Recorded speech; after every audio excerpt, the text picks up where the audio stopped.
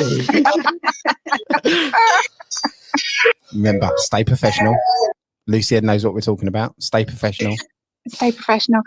Ryan, it just had to be you, because if there's anybody who deserves to be in that seat today, it's you. You have been phenomenal. You really have. Your growth has been absolutely exceptional. And every time I listen to you speak, I'm just blown away. So I'm really glad that it's you that's there today. And sort them out, Ryan, please. Thanks. Do you know what? You've touched on a really good point, Lucian, because there is lots of people where that growth of people that have come in the room and you remember them being a little bit shy, not wanting to say a lot, and then 9 months later you can't shut them up. There's a few there's a few people like that. Ryan, you're not one, so don't worry. It's smiling and laughing. But no, seeing people's growth, how they come on stage, how they, you can tell the first time they speak they're really nervous, and then they grow into being part of the community. It's really good to see. Right, flash your mics, guys. We're going to talk about challenges and opportunities. How do you look for opportunities? Are you looking for opportunities? Do you feel like opportunities just fall on your lap? Flash your mics. Let's have some conversation around that. If nobody flashes their mic, Ash, we know we've come up with a really bum topic this morning. We might have to change it. Oh, there we go. Iffy's flashing. Good morning, Iffy. Good morning. I didn't really want to speak straight away because I've still got my retainers in my mouth and I haven't brushed my teeth. But anyway. Lovely. A bit too much information. Thanks for that. Cheers. Just thought I'd tell you as I pull them out, just so I don't sound like I've got a list. Challenges and opportunities. Great title. For me, I really do believe that the universe is conspiring for me. So, and one of the things, and Susan will talk about this, the law of attraction. And I just want to lean in a bit to how that kind of way of thinking has changed my life. Because a lot of the time we focus on what we don't want rather than what we do want. And this comes back to why it's so important to have a goal, have a clear vision of what it is that you want. Because if you're clear about what you want, I don't know if many of you have heard this, they say, well, when I was pregnant, everywhere I went, I saw pregnant people. When I was buying a new car, I saw everybody with that car. Because what happens is we totally line up with things that resonate with our most dominant thought. So I believe that if you put it out there of what it is that you want and you say, this is what I'm looking for, every time you go anywhere, you'll be seeking to find the thing that you want. And the law of attraction states that whatever you're thinking about on a continuous basis will be a vibration that you put out there. And then what happens is you build a magnetic force field around your thoughts that are vibrating, and you attract that into your life. Like for me, I'm somebody, when I started reading The Secret and the law of attraction, I was like, hold on a minute. I need to know what this is. So I started studying quantum physics theory on mindset. I started looking at what it actually means, physical vibration, and how does that work. So I told me that whatever I'm looking for, it will come to me, but because my thoughts are focusing on what I want, not what I don't want. And every time I'm in a challenge, I actually say to myself, this is either going to teach me something or it's going to prepare me for something. And that's how I look at it. And I don't want to swear, but I don't want to swear, but I do think, and I said it to somebody on a call the other day, that when you are on the floor and when you are down in the ground and life gives you shit, and like where I live is in a village, and it really does some days smell of poo. But when you're in the poo, I always think, well, all the farmers put poo to grow the crops. All the farmers put poo down to grow the crops. Poo works as a fertilizer.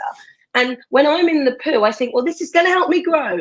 So you can only grow when you're in shit. That's what I think. Good morning, Iffy. I'm done speaking. I don't know what to say to that. Anyway, brilliant. Guys, I tell you what I'm going to do, because we completely messed up this morning. Iffy, you opened the room and threw us off course. I pressed the wrong button. I didn't hit record, which I've just realised. And part of our role is to record all of the content for the app. So I tell you what I'm going to do. I'm going to quickly play our theme song so I can start the recording from fresh. We'll come back with our game faces on, Ashley, and we've got blow this thing out of the park. Yeah. Should I repeat everything I just said? I know I did actually get it. I started recording it about 1 second into what you were saying, so I definitely got the bit about shit and being in shit. I definitely got that part, so don't worry, that will be extracted. We can work with that part. Mic drop moment there. Paul, you can play Guess the Guest again, and I won't guess it, and everyone can play. We're acting like something's gone wrong. We'll be back in literally 60 seconds as soon as we've played this music out. I'll make sure I press the right button. It's the purple button, Ashley. Okay. Yep. Not that I know what buttons are, but go on.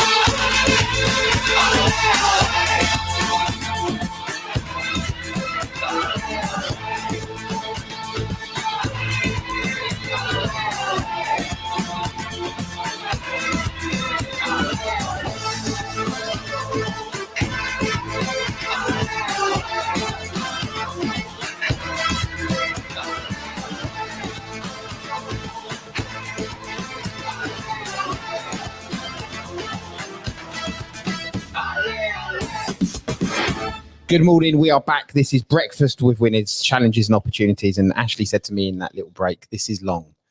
It's the same music we have every single morning, 60 seconds. You do surprise me every day, full of surprises. Right. It would be great to hear some people's take on opportunities and also share some challenges you're having, because I do believe we often always put this nice glossed facade on, yet we are always having challenges. I'm having a challenge at the moment. Somebody's suing me.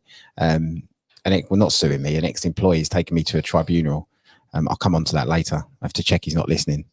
Because I will say some stuff that I probably shouldn't say.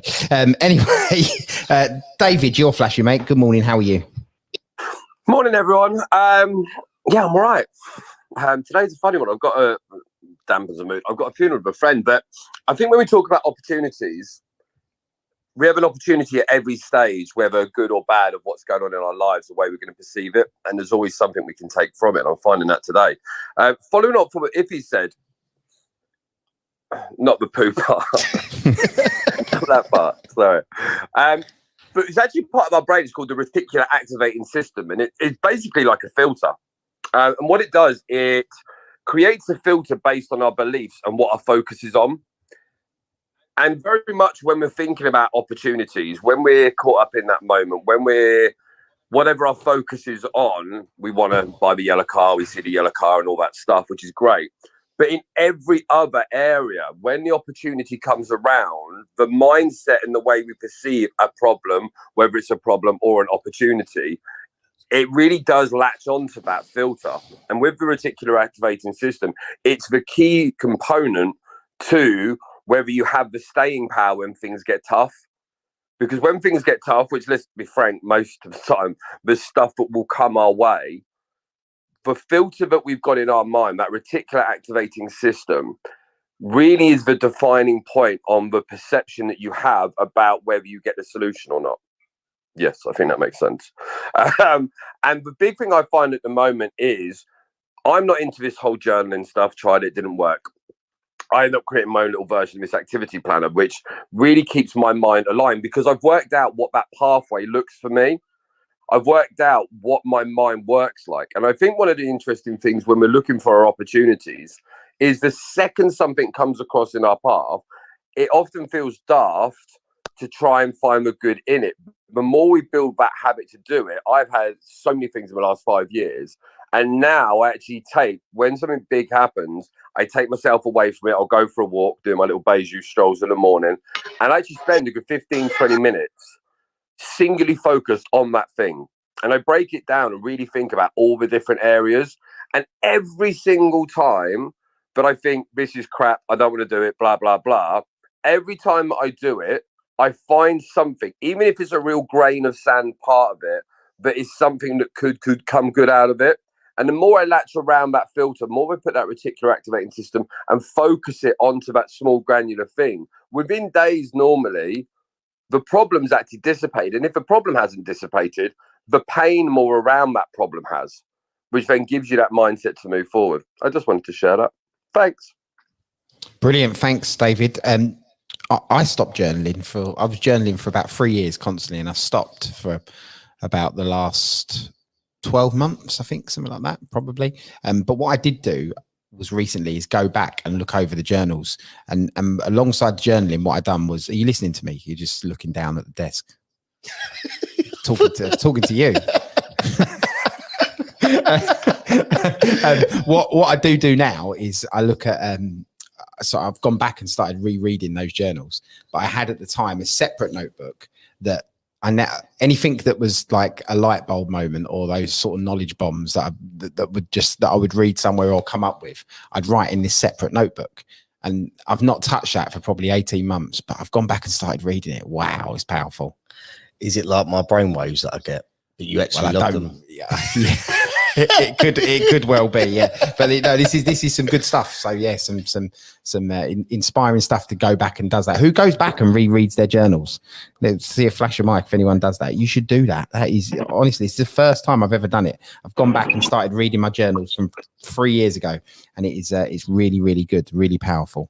Thank you, David. Right, flash of mics, challenges, opportunities. Are you having a challenge that we can try and solve or give you some advice on, or opportunities? Let's go to Rihanna. Good morning. Good morning, Paul. Morning, Ash. Morning, everyone. Morning, Ryan. He's in the studio. Morning, Ryan, too. Oh, there was a race normally with these. He bought cakes as well, which is really good. We're gonna get into those. Oh, he's got another thing as well. He wants. We'll have to get everybody on the YouTube for that, because that will be brilliant. Yeah. Sorry, Rihanna. Good morning. Morning. Yeah. So opportunities. I definitely believe they are there all of the time, but I don't think I kind of thought that on a conscious level, but now I believe it on a more deep level. And I've been running for 6 years. I've been a trained run leader for about 5 years, I think 4.5, 5 years. And it's only now, like I would say, since I've been doing my new 90-day challenge of posting, and you talking about the one thing, Paul, that I've really started double downing on talking about running with people. And all the people that I had been kind of running with before all said, I'm so glad you're doing your running again. And I'd never really stopped, but I'd kind of stopped posting about it. I'd kind of stopped believing that people would want that service. And the opportunity was always there for me to provide that service, but I didn't believe it. And that's when I reflect now, that's happened so many times. I had an opportunity to have an incredible business when I was about 18 or 19, one that I had created myself. But at the time, I didn't know that was an opportunity. I wasn't in the right mind space. I didn't know the stuff I needed to know.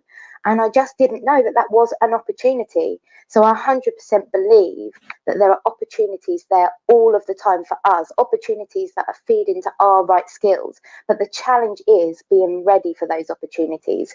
So the only way forward is to keep growing, to keep learning, to keep pushing yourself out of your comfort zone, to get comfortable with those things. And then when you are comfortable, when you know that they are opportunities, that's when you can embrace them. So I'm Rihanna in the red and I'm done speaking. Brilliant. Well said, Rihanna. Come on, guys, flash your mics. Who wants to go? Lucy N, good morning. Good morning. I feel it's only appropriate that I go after Rihanna, because quite honestly, I've been struggling the last couple of weeks. I've been away for a couple of weeks. It's really hard to get my head back into what I needed to do. I had a lot of guilt when I was away because, I felt like I needed to be doing stuff, and then I've come back and I felt like I've been on the back foot. And, I have to have faith in myself, because what I'd done was I'd hired in Rihanna. And hiring in Rihanna is one of the best things that I have ever done. She is absolutely phenomenal. And she, honestly, she is, I just can't even put words to it. having her in the business has created more opportunity for me than anything else. Yesterday, talking about journaling, she made me go over an exercise a couple of times until I was doing it properly, like actually from the heart, because I'm very pragmatic, I'm quite technical, I get things done. I'm not really coachable unless I'm with a coach, you know, it's that designated space. And Rihanna was like, come on, Lucienne, take a moment. Let's do this properly. And again, I just think, Rihanna, you are just absolutely phenomenal. You are phenomenal. And I'm so glad that this room has given us the opportunity to meet, has given us the space to really enhance those communities that we've got. And I just want to say thank you actually to Ashley and Paul for creating such an amazing space, and to Rihanna for showing up every single day. And Rihanna, you'll be in that chair soon. I just know it. Oh, thank you so much, Lucienne. You know, I have so much love for you. And yeah, thank you, Paul and Ashley, because we wouldn't have met if it wasn't for this room. Amazing. People say this is the part where you declare your love for me, by the way, just so you know, just giving you the cue. I'm finding it, mate. It's somewhere. It's somewhere. No, but I want to say this year is Rihanna was just like Rihanna and Ryan. They yeah, it was just amazing. We're going to work through the loyal followers and get them to come into the studio. Definitely. Yeah. So we get Rihanna. She'll probably come down with Lucienne. Yeah. Is that how it's going to work, Lucienne? Thanks for checking in with me, Ashley. Yes, that's how. I need to make sure. It's all okay. Oh dear, this professionalism thing may be going too far the other way. I definitely think it would be lovely to bring Rihanna down. So if you would have us both, we would be very grateful. We are planning it. Can I just pull out something you said? You said you're uncoachable. Why is that? Well, I'm uncoachable from people who I don't believe know better than me, and that's because that's a fault of mine, definitely, but that's because I've spent my life being told what to do by people who haven't really known what they're talking about. So I really struggle with it. I really struggle with it. So a skilled coach, as you know, will provide the space for you to be able to come up with the answers yourself, because you know your answers, you know yourself better than anybody else. And so unless I'm working with a mentor, Paul, I would be more than happy to take, advice from you in unpicking everything in my business, putting it all back together again, because you've been there and you've done that. You've got proven evidence that you can do it. But I'm not going to be told what to do or asked questions by somebody who doesn't really know what they're talking about. So I really have to, that's my opinion on that, I'm afraid. No, I perfectly understand. I'm probably the same. That's what I would say. I'm uncoachable, except for when you give me words of guidance. Yeah, but you are coachable from the right person. So I don't think you're uncoachable. Yeah, exactly. Yeah, you're not uncoachable. You're coachable by the right person. Yeah, probably. Yeah. Yeah. So when do you want your coaching session? Not often right, but you're right today. There you go. Right, who's next? Flash your microphones. Are you going through some challenges? Do you want to see if we can give you a little bit of stimulus in your challenge, or do you want to speak about opportunity? Keep flashing. Let's go for some different. I'm going to go to Georgina. Georgina, good morning. Hi, Ashley. Good afternoon where I am, and good morning to you. This topic is interesting to me because I literally just went through. Okay, let me take it back. I went through a lot of challenges because I've been in the corporate world for 30 years, and now I've started my own business doing coaching on communication. So obviously many challenges. And this topic, challenges and opportunities, it literally happened before my eyes here in Clubhouse. And I would say to everyone in the room, there's so much of opportunities in Clubhouse. It's mind-boggling. It's phenomenal. So in the last few months, I've been hearing all these different opportunities for me, but I wasn't ready. And that was my challenge. I wasn't ready. I was like, oh no, my business bits are not ready. The processes are not done. I can't go out and grab this opportunity. But in the last month, the same thing I kept hearing the same thing. And that's what you have to do in Clubhouse. Listen to what people are saying. And I'm hearing a lot of entrepreneurs talk about because now we all have to put ourselves out there, and many are saying, oh, I don't like doing video. I'm going to do it one day, but I just, put it off. I don't want to, I'm allergic to video. And I'm immediately thinking, I could help you with that because of my TV background, and I've coached TV presenters and all that. But I sat on it for a while because, again, it's back to my challenge of like, I don't feel I'm ready with putting up the bits and bobs. It's not about the coaching part. It's about the processes that, that guide people through that funnel and all that. So I finally thought, you know what? Just do it, right? Because as entrepreneur, I hear this a lot in Clubhouse, just do it. So I've literally just done a short video series to help people not become TV presenters, but to get over that discomfort. It's just some alternative ways to get around that idea of doing video. It's just a start. So I thought I'm just going to put that out there. And if it could help, 1, 2, 3, 4 people, that'd be great. So I finally kind of like, made myself overcome that challenge of I'm not ready. And because the opportunity was there, I grabbed it. So I hope that was valuable for someone in the room. If you hear opportunities, grab it. Don't sit on it for months like I did. Thank you. I'm done speaking. Yeah, well, look, following on from that, what I'd like to actually throw around the stage is, how do you create more opportunities? Like, what is, as some people from the outside will sometimes look in and just say like, some people think you're lucky. Some people think that the opportunities just come your way. What would you say is the number one fundamental, anyone on the stage, to be creating opportunities for yourself? Like, give us a flash of mic. What is it that's really, really, really, I'm going to work my way down. Let's have nice short answers. How do you create opportunities? Iffy. Well, yesterday I created an opportunity by just asking. Makes sense. I had a little call with Cross and he says, tell people what you want and say this. And then I said it, and then the opportunity came. It was ridiculous. I was in your room yesterday and someone said, this is actually the best thing. Move fast. If you're in a room and somebody's on stage who has so much wealth and understanding and knowledge in the areas that you don't know or can help you, and they say, hey guys, I'm super wealthy, I've got lots of time on my hand and I want to help people, DM me, then DM them. I literally left the room quicker than before the room ended and left someone a voice note because they'd said, I'm here to help. So I think for me, I used to struggle to ask for help, but I think know what you want and then find people who want to help you and then ask them. I think taking action, that's the thing, how I create opportunities. I take action and I try to be first, because if you think about it, if someone says, everyone in the room, and there's like 400 people in the room, DM me if you need help in your business, and you think, I do need help, but I don't know what to say, don't know how I'm going to text them, don't know how I'm going to do it, what if they,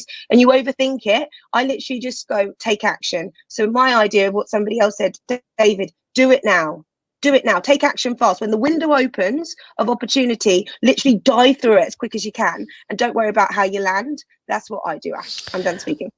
I would challenge that, not from my belief, but people don't take action in case it's a wrong move. What would you say there? Because that's not me challenging you, because I believe in what you're saying, but you can see from the outside that people don't take the action because they feel that, procrastination kicks in. What about if you get it wrong, Iffy? What happens then? Well, this is what I believe. Make a decision, and if you get that decision wrong, make another decision. And if you get that wrong, make another decision. I'm very much into the idea of take action, because so many times people don't make decisions because of the fear of what might go wrong, or the fear of looking silly, or the fear of, having your face out there. All those things. I really do believe, actually, Brian Tracy says this, make a decision.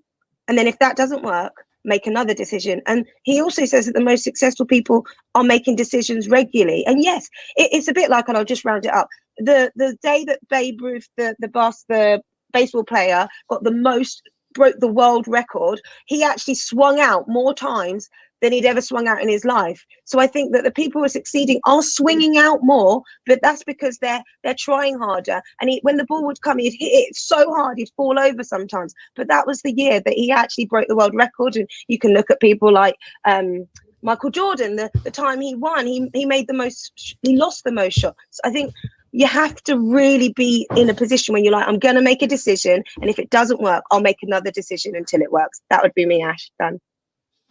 I love. 2 seconds, guys. I've just spilt my coffee. Right, I think that's phenomenal, and I actually like that. If you make a decision and it's wrong decision, make another decision. I always live by the fact that you don't lose, you win or you learn. And yeah, that's similar to that. So flying around the stage, guys, how do you create opportunity? Let's get the ball rolling. Let's show people how to create opportunity. Dave, how you doing? Good morning.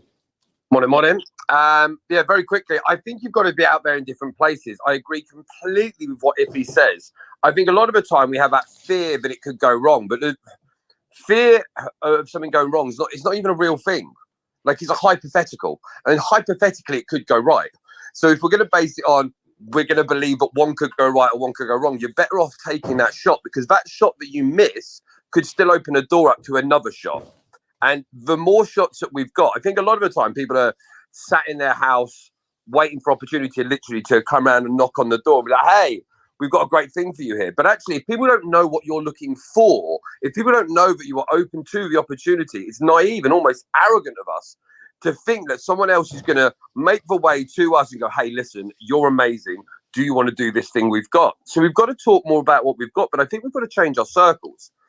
I now message people through Clubhouse all the time. Hey, hope your business is going well. Hey, looks like this is going great for you. Hey, how's this going for you? I wanted to talk to you about this. Like, reaching out to these different people. Because if you don't change your circle, you're always going to be in that same circle with the same people and same opportunities. And we are so lucky to have the internet for free on these little cool devices right in front of us right now, where people are all over the world. Like, there's never been a greater time to find opportunities on the planet.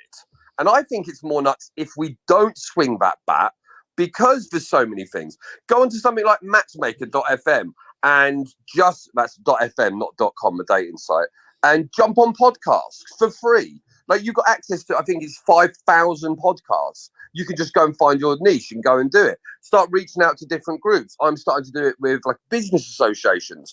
All this stuff I would never have thought to do. And the amount of opportunity in the last 5 weeks alone that of potential things are going to come through is unreal. But on top of that, I have missed 90% of the shots. 90% of nothing's come from it. But the 10 that have come through have been worth the other 90. Thanks for having me. Yeah. I love that. I love that shot. I love that statement. He was like, what was that statement? Can you rephrase that statement? If you take a shot and it's wrong, it may open up another door. Something like that. Sorry, I just say stuff. I don't remember what I say. I stamped it. Go on, if he rephrase it. He said, if you take a shot and you miss it, that doesn't matter, because it might open up for another shot. That's what I was going to say.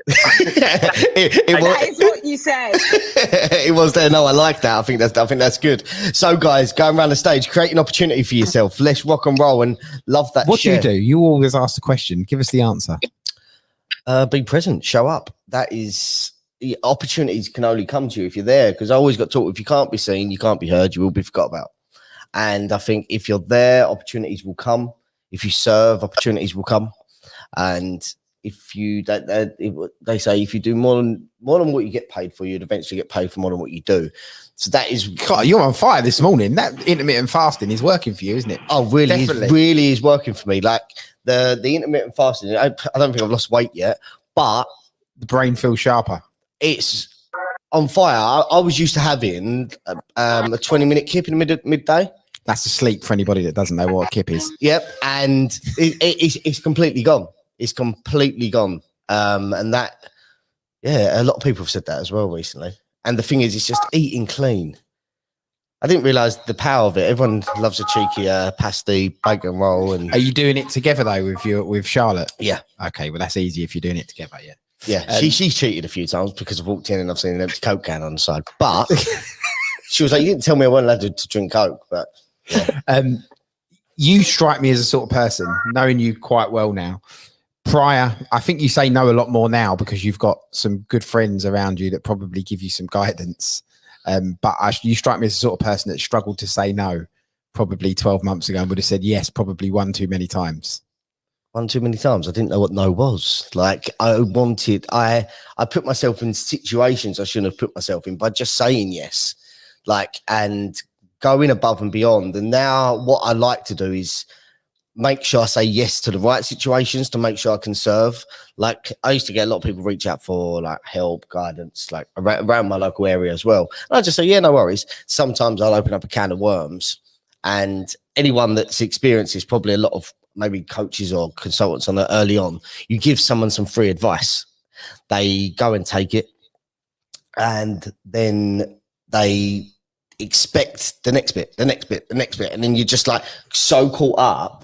And then you end up pouring from an empty cup because it's just like I've still got a lot of things to do. And yeah, saying no it's very hard for me to say no because I look at people's situations and I think I can help, and that's probably a weakness. Who else has that weakness? I would just love to know, like, who has that weakness of like lots of flashing there. Yeah, lighting up like a Christmas tree. You know, how do you overcome this? And who's opened up cans of worms from themselves? Like it's had probably a negative impact. I used to say yes to everything. I was a bit like you, like literally I'd say yes. I'd go to an opening of a paper bag if somebody invited me, thinking that there was an opportunity coming up. And literally it was like every single event, every single social, I'd say yes to everything all the time because I felt like I was like, this was the way to get opportunity.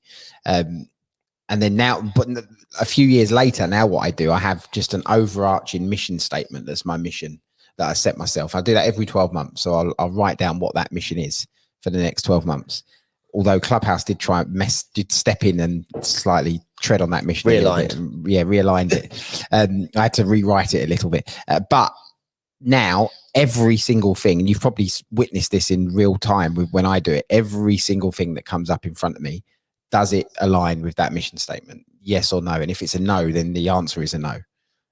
That's it. Well, that's the one stake in the ground that I use to make every decision. Well, the thing is, I've always had like mentors and influences around me that have always said it to me, but I've never been in the proximity of day to day. Like now you get the pleasure of me ringing your phone 50 times a day.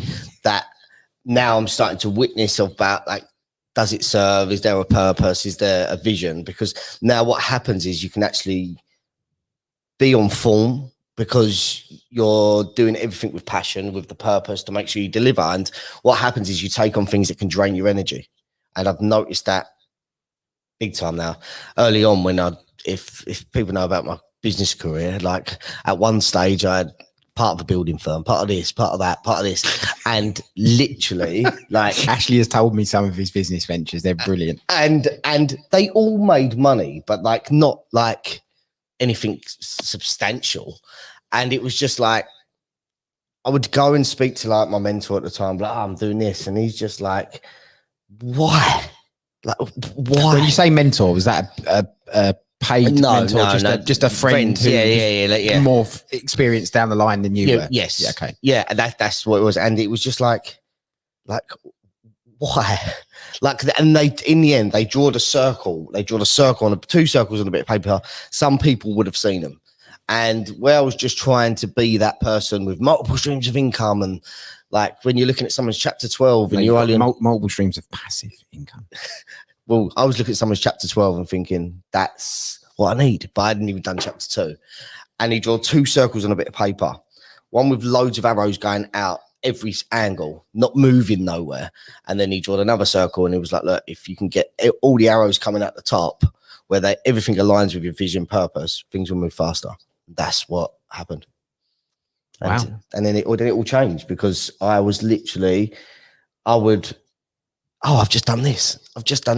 And he was like, you're doing it for the income, which equals the money. When you do things for the money, you won't be getting, like, you won't get the fulfillment. You won't get, because money's a never ending figure. You need to do things that serve you, fulfills you, and money's a byproduct.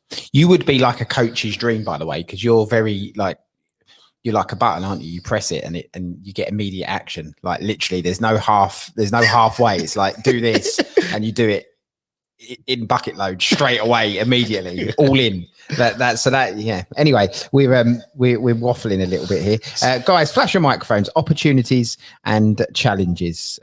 Where are we? Susan, good morning, Susan. How's the beach? Oh, good morning, Paul. You know what? The beach is good. I think it's at the bottom of my road, but I have not been there for a few days. So I'm going to drive by actually shortly. So I'll have a little look, maybe take a little picture. But it is the beach, isn't it? It just is. It doesn't wait for opportunities. I'm not going to go into that, but it's true, right? People are attracted to the beach. That's what I need to talk about. Also, just quickly talking about challenges, I saw a quote that was something along the lines of: a fixed mindset will see something as a problem, a balanced mindset will see it as a challenge, and a growth mindset will always see it as an opportunity. So no matter what happens in life, never think of it as like, oh, it was a setback, it was a problem. Everything was an opportunity leading you to where you're meant to be. And opportunities for me recently have started coming thick and fast. And some people will say, oh, it's luck, you know, she got in there at the right time, she surrounded herself by the right people, or they'll say, oh, it's, you know, it's divine timing, which I do talk about a lot. It was the right time. But the reality is, like Ashley said, I've attracted it all to me. We are all creators. That's what we all are. We're all creators of our own life, and we attract everything that is for us at that time of our life. And you know, there's so many quotes like take yourself off the clearance rail and get into the glass cabinet, right? People might find you in that clearance rail if you're, you know, like a half price designer shirt, whatever, but they're going to have to find you and you're probably not ready to go. And then there's a difference between putting yourself in that glass cabinet and saying, this is who I am, this is what I do, and sharing it and letting people visually be able to see you clearly. And then that's when people are going to be able to be attracted to you, because they first of all can see you and then purchase you, right? Bit of a weird thing. But also recently I said to the guys at work at Ash Construction, we spent so much money on a new website, which now is being redone again. But so don't judge it now if you go to that. But we spent a lot of money on a new website and a new brochure, and yet we hadn't sent it out to anybody. We hadn't even really put it on our social medias. And I was like, it's like putting, you know, and I'm not into designer stuff, by the way, but use this analogy, like a half price Chanel bag or a tenth of a price Chanel bag, but putting it in a derelict building, or a brand new Range Rover and then putting it behind, you know, like an old car garage. No one is ever going to see it. Like, I know that's a weird analogy. I just made that up. It sounds shit. Excuse my French. But the reality is no one's going to see it. So it's like, you know, it's sitting there if you're that Range Rover or that, you know, bag or that amazing deal. And you're thinking, why is no one coming for me? Like, this is what I can do, but no one's seeing me. And my quote, I know I say this a lot, but you can't build a reputation on what you're going to do. So you can sit there now, and anyone that's listening now thinking, I am so good. I'm hearing these people talking and I actually am better than them. Like, I can talk better than them. I know that I'm able to give better advice, and I've got this company. Why aren't they asked? You know, because we don't know you're there. No one's seeing you. So the only way with opportunities, and a lot of the times they come, by the way, and we're not prepared for them. So when I say about attracting success and attracting what's meant for you and manifesting, a lot of people think, oh, you know, you just wish for what you want and you get it. It doesn't mean that at all. It means being prepared, putting yourself out there, doing the work first. And then once you're prepared for the opportunities, you're going to recognize them. Otherwise, you're never going to recognize them.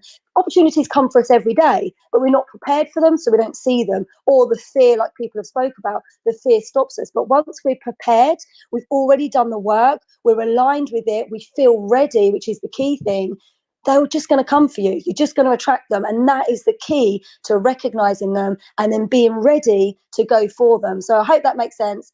I'm Susan. I'm done talking. Yeah, I love that. And Susan, I've got to credit you. Like, if you ring Susan when you've got a problem going on, like we spoke probably like last week, I think, and we was talking about something that we just end up talking, like she just literally diffuses problems. Like, they could be minor, and it's just like that. It's just people say about the woohoo and things like that, but it's so true what you do. Like, and the thing is, it's just like you could hit you with a problem and you just handle it. But I just wanted to give you that credit there, Susan. Thanks, Ash. You know what? A lot of it comes to gratitude, and as simple as that sounds, I've got like personal stuff going on. I've got my friends that have got personal stuff going on. And whenever they ring me, that's the first thing I say to them, just for 1 second, just breathe. You know, one of my friends, like, I can't live in my house. My husband's turned my house upside down, doing central heating. I've got a baby, all of this. I'm in turmoil. And I'm like, just hold on a second and think about what it is that you're doing. You know, you've got a beautiful baby, you've got a lovely life, you've got friends you can call on, your house is being done up. Yes, but people would kill to be in the situation that you're in, of having this new, you know, all of that is like, sometimes problems exist in our heads. So it's just taking a minute to stop and look at the outside situation, and it's not ever as bad as it seems. So that's why I always kind of take people to that place first, and then you're able to think a lot clearer. Fantastic. If anybody heard that, Ashley needs a wee, by the way. So there we go. He's off to the toilet. do you know what? He is unbelievable, Ryan, because you've witnessed it firsthand. He forgets he has a microphone. It's what's the, it's like fish. Fish don't have any memory, do they? They forget immediately. He forgets immediately. It's like, Ash, you can't speak. Yeah, okay. Yeah, banging the desk, moving the stuff around. They say once around the bowl, don't they, with the goldfish? It's once around the bowl and they forgot. Yeah. But then actually earlier, like, you were speaking to him and he was just focused on his phone, just clicking buttons, and you're like, Ashley, I'm talking to you. He's like, yeah, honestly, yeah. He is a character. He is a character. You have to witness it firsthand to appreciate it, Ashley in all of his glory. Brilliant, Susan. Thank you for that. Right, guys, flash your microphones. Let's go. We're going to go until about 7:30. Then we're going to do a little bit with Ryan and hear a little bit of Ryan's journey through Clubhouse. I'm going to I'll go Sharon, Elliot, Cara. Sharon, good morning. Yeah, I love this subject. So talking about challenges and opportunities. For me personally, I think that we all go through challenges in life, but with every challenge we experience, it's an opportunity. It's an opportunity for growth, for learning, and to take a different perspective. And I think that in order to, because the way I look at life is that we all experience a micro slice of life. And there's a whole other world happening literally just next door, and we only ever get to experience life through our own eyes. And so when we shift our perspective and when we start to look at what is a challenge, we can change it into an opportunity. So if we come up against something, if we can sit back and just question, you know, how can I learn from this? What can I get out of this experience? Where can I go with it? Then I think you're always in a position of growth. And it's also, you know, about being honest about yourself as well. What is it that you truly want? What do you need? And how are you really feeling? And I think if you can really align with all of those things, then we can really work on changing challenges into opportunities. And the other thing about opportunities is just keeping our eyes open to them, because I think this has been discussed in other rooms, but talking about luck and stuff, and how some people that seem to be born lucky and other people are really unlucky. But I think it's also because the people that are perceived as lucky are the ones that actually have a slightly different mindset. They have an open mind. They are looking to explore things. They engage in different conversations. You know, they sit next to a person, instead of ignoring the person on the bus that they're sat next to or in the room, they start a conversation with them. And who knows where that conversation leads. So I think it's just about being open in the way we approach life, and just always looking to change our challenges into opportunities. Thank you.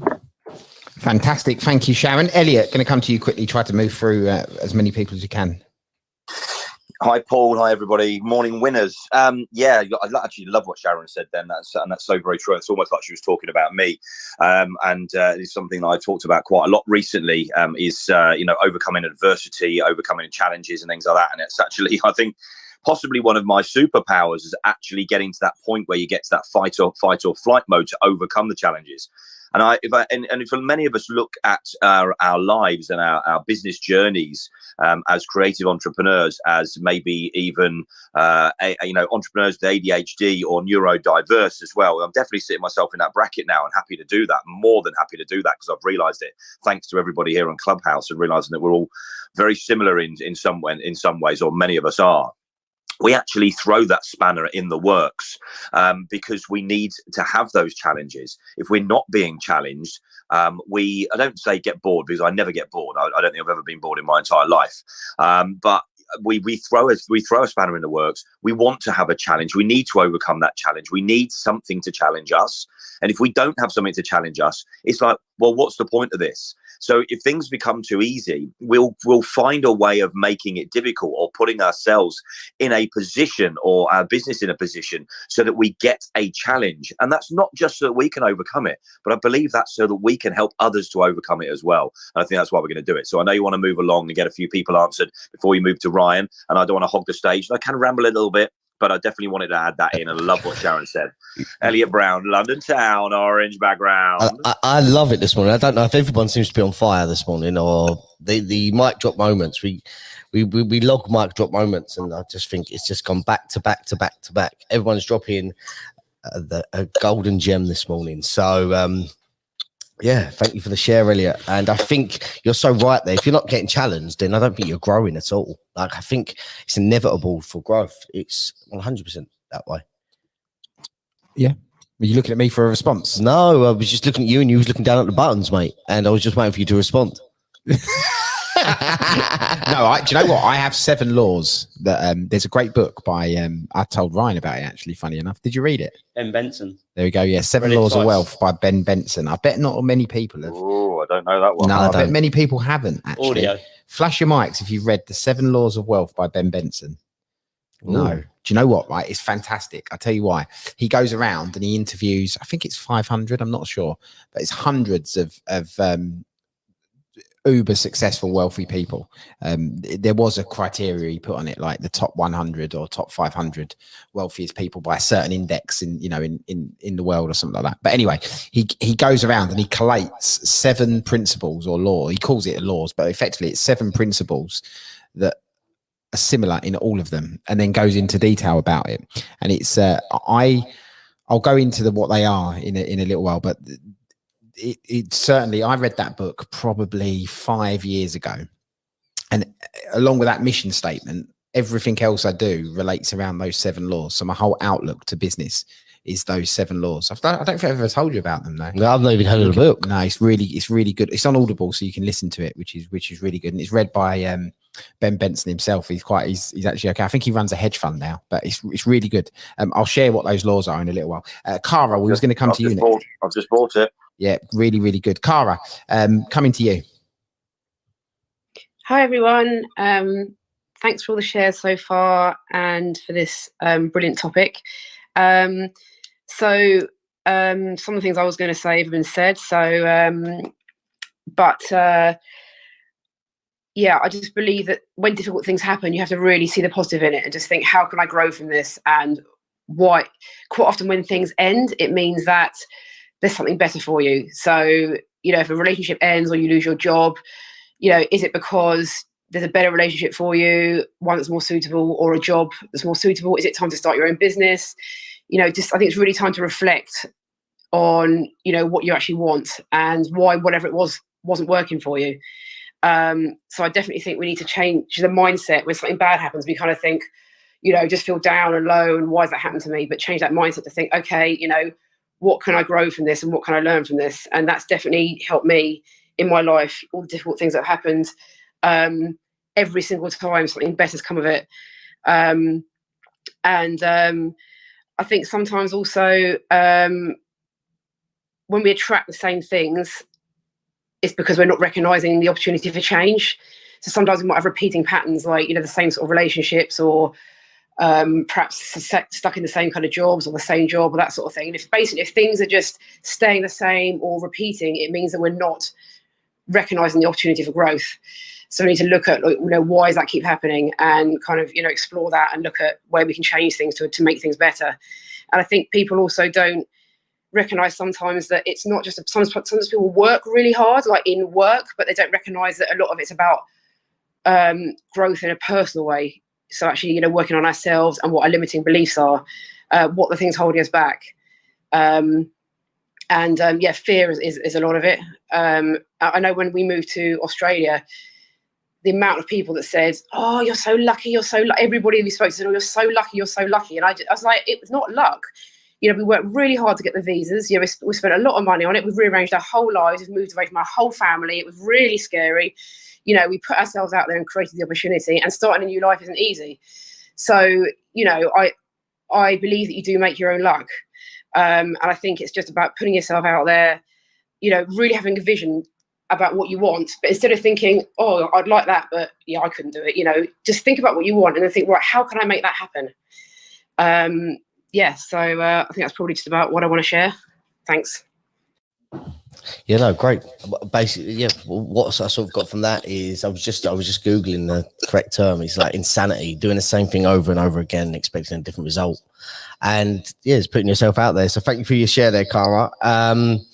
Karen, did you flash? Karen? No? Okay. Karen Davey?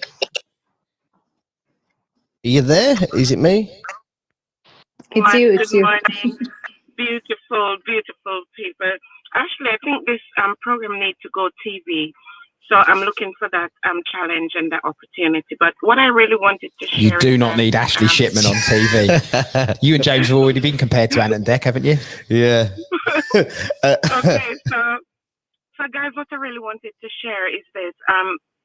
Challenges is an everyday issue. We have different challenges, either mentally, emotionally, or psychologically. But I just want to share a tiny snip of my story. When I came to the United Kingdom, I was a 6th grade dropout in Jamaica. I came here with no education. I actually started working by cleaning the floor in the hospital. Now I'm a senior midwife on the same floor that I used to clean. And what I'm saying is that when I came here, I saw the opportunity to be educated. It's an opportunity that I didn't have in Jamaica. And I came here and I grabbed it with both hands and I held on to it. And even though I'm severe dyslexia, which I only found out on my master's program, which I'm now doing, that I was wondering, why do I read for hours and I just can't retain it? I have to color everything. But I was persistent and I had this drive that I had to achieve something so that I can be an example to my son, which was my only child at the time. When I went for my degree, I had my daughter the Sunday and the Monday, I sat my exam for 3 hours. My glasses that I was wearing, because I could not afford the glasses at that time, the screw fell out and I started to cry. And then I started to bleed heavily. And the lecturer who was in the hall saw me crying. She came over and said, I just had my baby yesterday and I'm sitting this exam. I know I have to pass it. And guys, I did it. And I'm sitting my master's now, and I am finding a challenge going back after this long period. I took interrupted studies because as a midwife, I was on the floor. I was working in A&E, I was working in ITU. And I decided that I'm going to go back. I'm not going to delay it again. And I just want to say thank you, Beju, because Beju helped me to get through on his 1 week challenge, to get through one of my modules that I found very difficult, and I passed 78. And I'm just grateful for that, for Clubhouse. I'm grateful for this room. I'm grateful for the people that I meet, because in every single thing, I found inspiration from this platform. And I just want to end this way. 2 days ago, I looked after a lady and her husband that came over from Eritrea on a boat, and they were covered in severe burns from the gas oil and the sea salt. And when I saw them, I said, God, they made it. And I hugged them and I cried. They had 2 children with them, one of them which is about 5 years old, the other one maybe about 2.5. I finished work at 8:30. I couldn't go home. I went and I bought some dinner and brought it back to them. And the way they started eating just made me melt. I've been suffering from that ever since. Guys, we have challenges, but we can do whatever we set our mind to. My motto is, I can do all things through Christ who gives me strength. So let's keep pressing. And Ashley, Paul, and James, I just thank you for this, what you're doing. And I see this going far as television. I'm another opera in the UK. We can do it. God bless you guys. Have a fantastic and phenomenal day. Well, thank you for that share, Karen. And yeah, that gave me goosebumps. Love you, Karen. Yeah, thank you, Karen. Do you want me to share the 7 laws? before we move on to Ryan? Yeah, there's two parts. I just had to refresh myself. There was distinctions that were put up in the book. So there's distinctions of wealth. So what are the distinctions that extremely wealthy people have in common? And then there was the 7 laws. Hey guys, I have a question. Can I add myself to the queue, please? This is Tal. I'm just in LA and it's really late night here. So just to know if there is a queue or not, because it just jumped in. Thank you. Go on, Tal, fire away, and then we will go into the go for it. No, yeah, I didn't stop you. I was go on, just you go curious first, if there- Tal, because we'll be a while. So go on, you go first.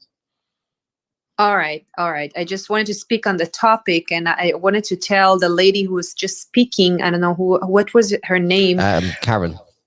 Karen, that I feel you so much, and I send you tons of good vibes and energies. To go through everything that you're going through. So I just wanted to say that first before, because some people say something, you have to stop and breathe.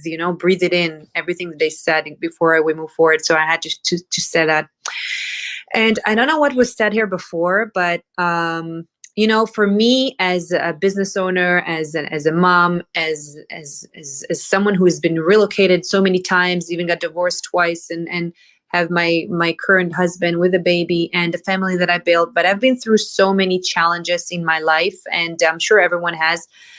But one of the things that carried me on, is really try to, whenever you have a challenge, whenever you have that moment that you have to face something and you have to deal with something. I can tell you that I started my first business when I was just 21 years old. Actually, even before that, I had so many challenges. By being at 18 years old, I was an IDF and an officer, a lieutenant in the Israeli army, and I had to deal with so many things over there while building communication tools during the war, and being a woman in a world of men dominated, and being a young 18 years old kid, having reserve army men that are older than my father that I was teaching and growing and working with during the war. So a lot of challenges that started when I was really young age, and going through life, building businesses since I was 21 years old, and selling and losing some of them and selling some of them, and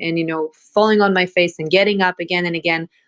What really helped me understand, what really helped me to achieve and grow as I was going, is really understand that taking the challenges that I'm going through are amazing opportunities for me. And I can tell you that when I had a challenge in my life and I wasn't sure what I was doing, and I felt that I'm going to fail in this, and something was happening, I had an obstacle through my journey, I first of all tried to ask myself, what could I take out of this? What is the outcome after I've been through the failure or the falling on my face, or understanding that I had this challenge that I had to go through? I was starting to think, what can I take out of this for my journey, for my next destination? When you have a vision in mind, when you are in a mindset, when you understand that you have a vision that you want to receive, and you have an idea and you have a picture in your brain of how you want to be, where you want to be, there is no obstacle, there is no challenge. It's all opportunities.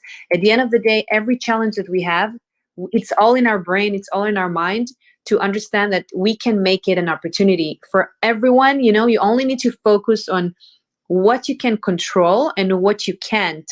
And whatever you can't, you have to leave it on the back and take only the lessons from what you've been through, and what you can control, and take it with you to the next step, to your next destination, to your next achievement.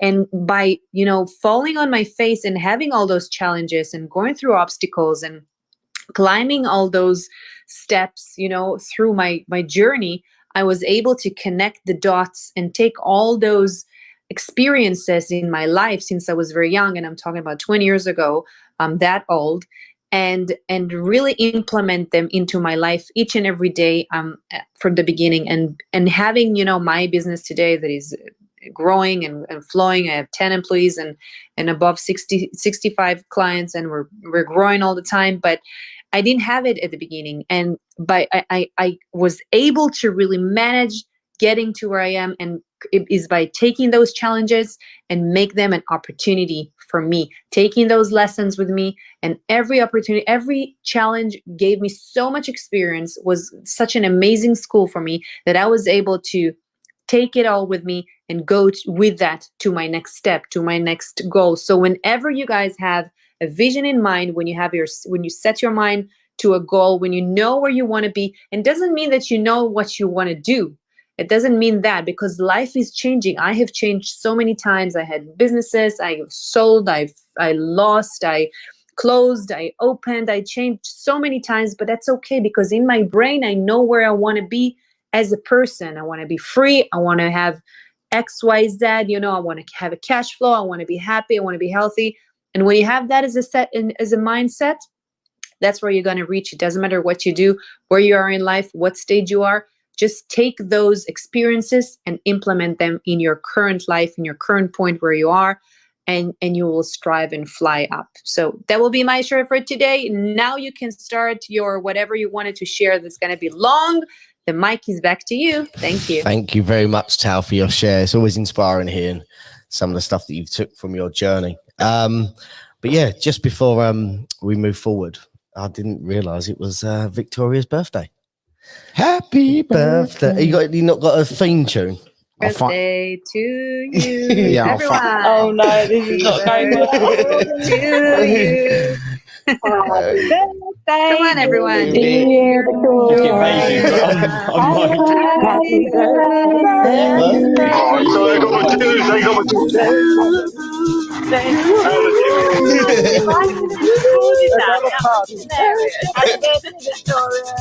Thank you so much.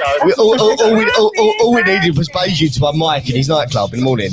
Oh no, here we go, here we go. He's got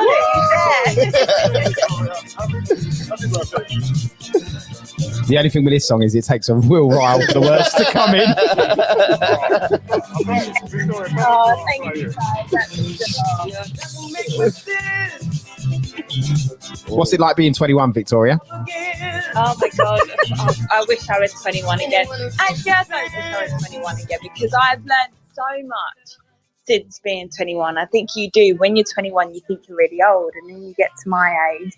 I'm Get to your age. Get to your age. I feel you, Victoria. I feel you. Right?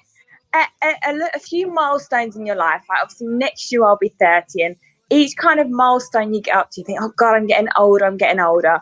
But honestly, I don't think I would change anything about, like everyone says, what year would you go back to? And honestly, at the past couple of years, I know it's not been great with COVID, but they've honestly been the most amazing when it comes to me and my personal growth and who I've got around me. And I can honestly say that, like, right in this current moment, I've never been more content than I am now, with kind of my circle around me, how I am with myself, my values, my boundaries I have. And yeah, it's just I think it's a great time to be alive. And I know it's just going to sound really cringy, but I don't think a lot of it would have been without the community that we have here. So big mic flashes for this whole community, this whole stage, the Winners Club, everyone here, because everyone's just amazing. And thank you very much. There's no better way to spend my birthday morning than listening to your beautiful voices. There we go. I'm actually a whole lot of work. Happy birthday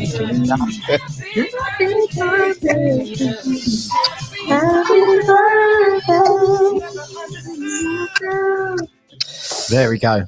Happy birthday. Well, look, she said she had to go in the back channel. So look, go and enjoy your morning, Victoria, and yeah, go and have a nice day. Thank you very much. Have the best day, lovelies. See you soon. See you soon. Tomorrow. See you tomorrow. Bye. Lucky you're staying all morning, Ryan, isn't it? Because we said we was going to come to you at 7:30. We've still got you waiting. What? You're not going anywhere, are you? No, today, guys, breakfast with women is going on till midday.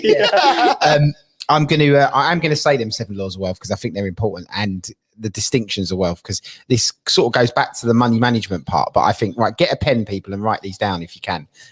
It's no substitute for reading the book, but this is basically what the book tells you. Obviously, they explain it in a bit more detail.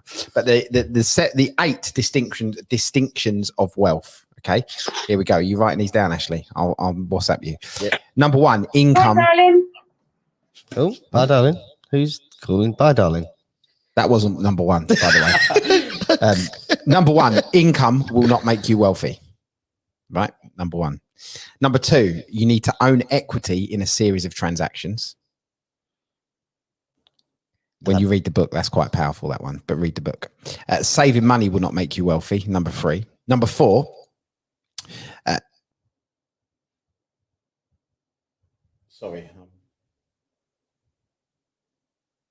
Yeah, number four is you will not do it on your own. My screen disappeared there, so I had to go back to my notes. Number four is you will not do it on your own. You need a team around you. Number five, you need to understand debt and leverage. Number six, the business model is more important than the business plan. If you can't tell anybody your business model in 2 minutes, it's far too complicated. Yeah. Number seven, understand where the cash flows. If you have cash flow, you're an entrepreneur. If you don't have cash flow, you're not. Quite about you're thinking about these, aren't you? Yeah. Number eight, to build a business that you're proud of, it usually takes on average 20 years. I like them. All thought provoking. Yeah. And these are the 7 laws that come out of this study that the guy done, right? So number one, so the first law is always gain control. So gain control of yourself and then gain control of everything else that you're doing, right? Number one. Number two is embrace the future. Number three, always have a strategy. Number four, always execute. And I think this goes back to what we're speaking about this morning. So many people have an opportunity but do nothing about it. So always execute. Number five, create value in everything you do. Number six, always seek growth. And number seven, always give back. Love that. But you got to read the book to put a bit more substance behind it, or listen to the book. But it's a very book. thought provoking, and that's I love it when I get to understand the book without reading it. There you go. Just 30-second Blinkist summary. I tell you what we're going to do, guys. We're going to go to a quick reset, and on the other side, I would suggest that you can count on Lucienne. She has typed them all up, put them in the WhatsApp chat. She is just. There you go. You can click on while we're going for this reset. Click on my bio. I'm Paul in the middle, or Ashley's bio, or the Winners Club bio. Go through to YouTube, to the link, which basically takes you to the YouTube feed of the live studio feed, because then you can watch this interview with Ryan. And we're going to open the interview with something that you would find really funny. So if you was listening to Breakfast, I wish I had the clip. You should have briefed me that this is what you was going to do, Ryan, and I would have had the clip. If you were listening to Breakfast for Winners probably a few months ago when we first come into the studio, it was incredibly hot in here. Susan was in here, actually. Susan was in the studio that day, and it was really, really hot. There was no air conditioning, and we were literally sweating. Do you remember that, Susan? Yeah, I brought the heat, guys. We were literally, it was about 30 degrees. Because we just moved studio and you had to get the aircon on. And there was no air conditioning. So I'll leave that with you. And there was a few jokes. So have that full and then go through to YouTube during the break while we're having this and actually watch, because it's comical, what's about to happen next. You are listening to exclusive content direct from the Winners Club. If you are enjoying the conversation, click on the green Monopoly house at the top of the screen right now and join the thousands of winners already in our community. For even more actionable content and powerful lessons, download the free companion app now. Just search for the Winners Club in the App Store or Google Play. For more information about the Winners Club and how to become part of our growing community, head to thewinnersclub.club. Now, back to the show. Right, go through. I'm trying to get the best camera angle here.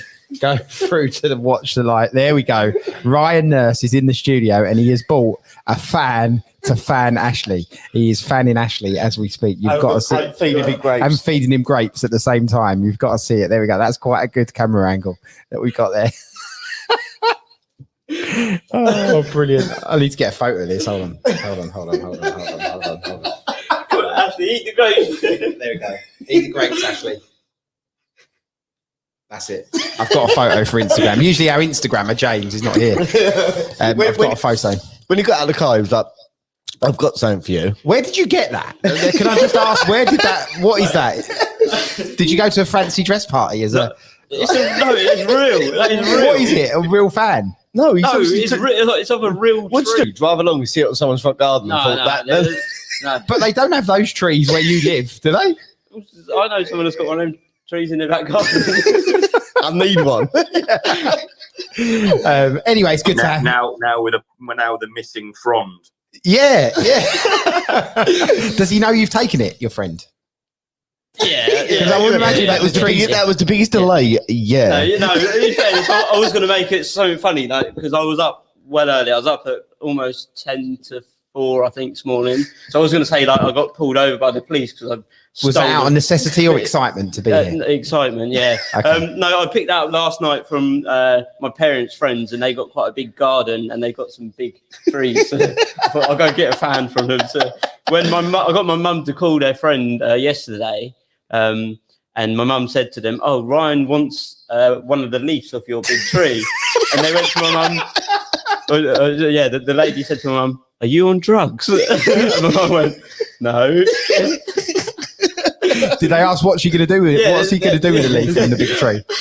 And explain to everyone what I'm doing with a leaf. Oh, I must have Thankfully, we now have air conditioning, but the clock still doesn't work. That if you was here that day as well, the clock still doesn't work. It says, what's it say? 16:42. It's certainly not 16:42. No. So the clock doesn't work. Anyway, let's get back to some seriousness. Welcome to the studio. Was it everything you expected? Yeah, it's everything and more. It's fantastic here. What a setup. So yeah, I'm so grateful and glad to be here. And for me, especially getting on Clubhouse back in, I think, the start of February when I got onto Clubhouse. In fairness, there was the Winners Club. It was just Ashley just making rooms, and he was so desperate to get his club. They wouldn't give us a club. For ages, they wouldn't give us a club. I've applied for clubs, but when he finally did say start the club, and then you guys were here in the studio, I thought I need to just do whatever I can to get up to the studio one day. So that was on my vision board in my own mind. I've planted that into my subconscious, and just by turning up every day. Being consistent, I've managed to create that opportunity, what we're talking about today. So yeah, thank you for having me, guys. Turning up, it's the thing is, as I say, anyone's welcome up on stage to contribute and join in. And Ryan was working out how to be number one in the audience, and that was like in my head, I was like, no, you can come on stage. If that was I've got a question to ask Ryan. There's a hack that I think he's discovered that we don't know. This is serious. This is serious because I keep opening rooms and he's turning up. You are not on the invite for a room. And yet when you come in the room, you automatically get put on stage. How is that possible? Well, this has only been over the last few days, hasn't it? Have you noticed it as well? Yeah, I don't know what I've done, but I opened the room. It's me and Ashley next to each other. You don't go into the followed by speakers area, or that maybe Clubhouse is recognising your loyalty. Maybe I don't know. I don't know what's happened. Because one of us got our mobile phones up near the microphone. Put your phone down. But he. I don't know what's happened there, but I literally come. Who on else stage has noticed that on stage? Who else has noticed that? Give us a flash of mics. We open rooms now. Ryan is automatically on stage without being on the invite. he knows something we don't. Yeah. I bet Rayanna's seething about that. I bet Rayanna's really struggling with that one. But that is a real proper hack, isn't it? Yeah, but it happened 3 times in a row, and I was like, I messaged Paul in the background. This is weird. Ryan, question mark. But he expects an answer from me. I was like, I haven't got. Honestly, I haven't got an answer to give you on that. I don't know. So he's going to keep that one up his sleeve and act like it's a glitch. Yeah, but it's happened. It was happening back to back, and then Ryan was just. I was opening the room and Ryan was there. Right. Let's grill Ryan a little bit, shall we? Yeah, let's grill and let's let some of the panel grill Ryan as well.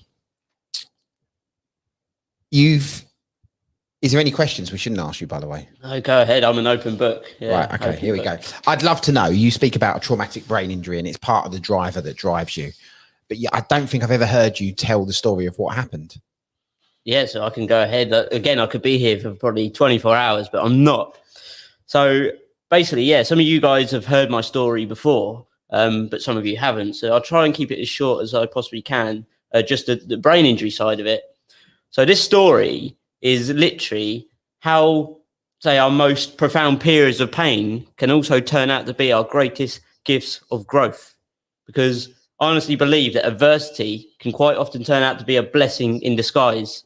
And from my own experience, I've found that adversity is the prerequisite to growth, success, and true happiness. I believe hidden at the very core of adversity is the key to progression and lifelong happiness. It isn't going to be easy to find this key, but once you have obtained it, it will unlock the barrier to your next level of life. So like I say, guys, some of you have heard this before, but some of you haven't. So my name is Ryan Nurse, and I am a traumatic brain injury survivor and thriver who's also suffered from and overcome depression. So coming up to 10 years ago now, actually, 2011, I was attacked on the way home from a nightclub. And I was a boy at the time. I was 18 years old. I was this little skinny, frail boy. And as you do when you're 18, you go out to clubs and pubs, etc. And it was a Saturday night, and I was working that day, and I was tired. I didn't actually want to go out, in all honesty. But then some friends sort of said, "Come on, let's just go out." So I said, "Okay, yeah, let's do it." So it was a nightclub that we'd go to sometimes twice a week, sometimes even 3 times a week, because it was that close, and we knew everyone. It was like a community, a bit like this room here. Like, we come here because we know everyone, and we've grown to like each other and like what each other do. So that at the time, it was going out clubbing with, say, friends and people that I knew. And yeah, on the night, I haven't really told this story, to be fair, much online either. So this is sort of exclusive to you guys today. So yeah, on that night, going out, enjoying yourself, having fun, having a few drinks, as you do. But there was a group of guys that we'd never seen before. And in the club, because we'd always go there, we sort of knew everyone. And it was just a weird experience because we didn't know these people here. And they just looked like they were out to cause trouble. And again, we was the younger lot. We was 18 years old. And there was a group of guys there with us, which were friends, but they were like the older, like the lads, as you say. And they ended up getting into a bit of an argument with these boys that we didn't know before, we hadn't seen before. And there was no sort of fist thrown or something, but there was just an argument, as you do. People have been drinking and they started to argue in the club. So it all got sort of separated. And then we just went on to enjoy our nights. But then as we left, the younger lot, it was me and 2 guy friends and 1 girl. So we left to get in a taxi to go home. And we got in this taxi. And as we got in the taxi, we noticed these guys that were arguing that we hadn't seen before. They followed us out.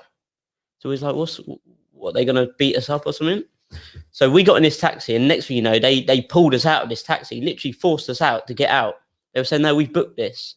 And we said, "No, you haven't booked it," because it wasn't like that. So we said, "You haven't booked it." And then later on to realise that the taxi driver was their friend, which we didn't know at the time. So the taxi driver switched and he said, "No, they have booked it." So we was like, okay. So in the end, we ended up just getting out of this taxi, and then we just got in another taxi. So sort of long story short, we ended up driving out of the club. We turned left again, and it was in a very dark area, almost down like a lane sort of thing, no lighting at all. And then our taxi got a radio through on the walkie-talkie to sort of, they got told to pull over, like the people behind said, pull over to our taxi driver. So the taxi driver decided to pull over. So we're saying to him, like, "Why are you pulling over?" And then he just stopped. He wouldn't say anything. And then next thing you know, there was a knock on the window. And it was passenger front. My friend was sat in the car at the front there. My friend opened the window. But then as he opened the window, he just started to get punched through the window. So I done what any, say, normal friend would do. And I opened the door to obviously try and stop this person from hitting my friend. But then as I did, I was greeted by the same fist. And I hadn't even had a chance to even take my seatbelt off. So I literally just opened my door, and I was getting punched in the side of the left side of my temple. And has anyone ever been, say, in a car where the seatbelt locks on and you can't move? You're literally glued to the back of your seat.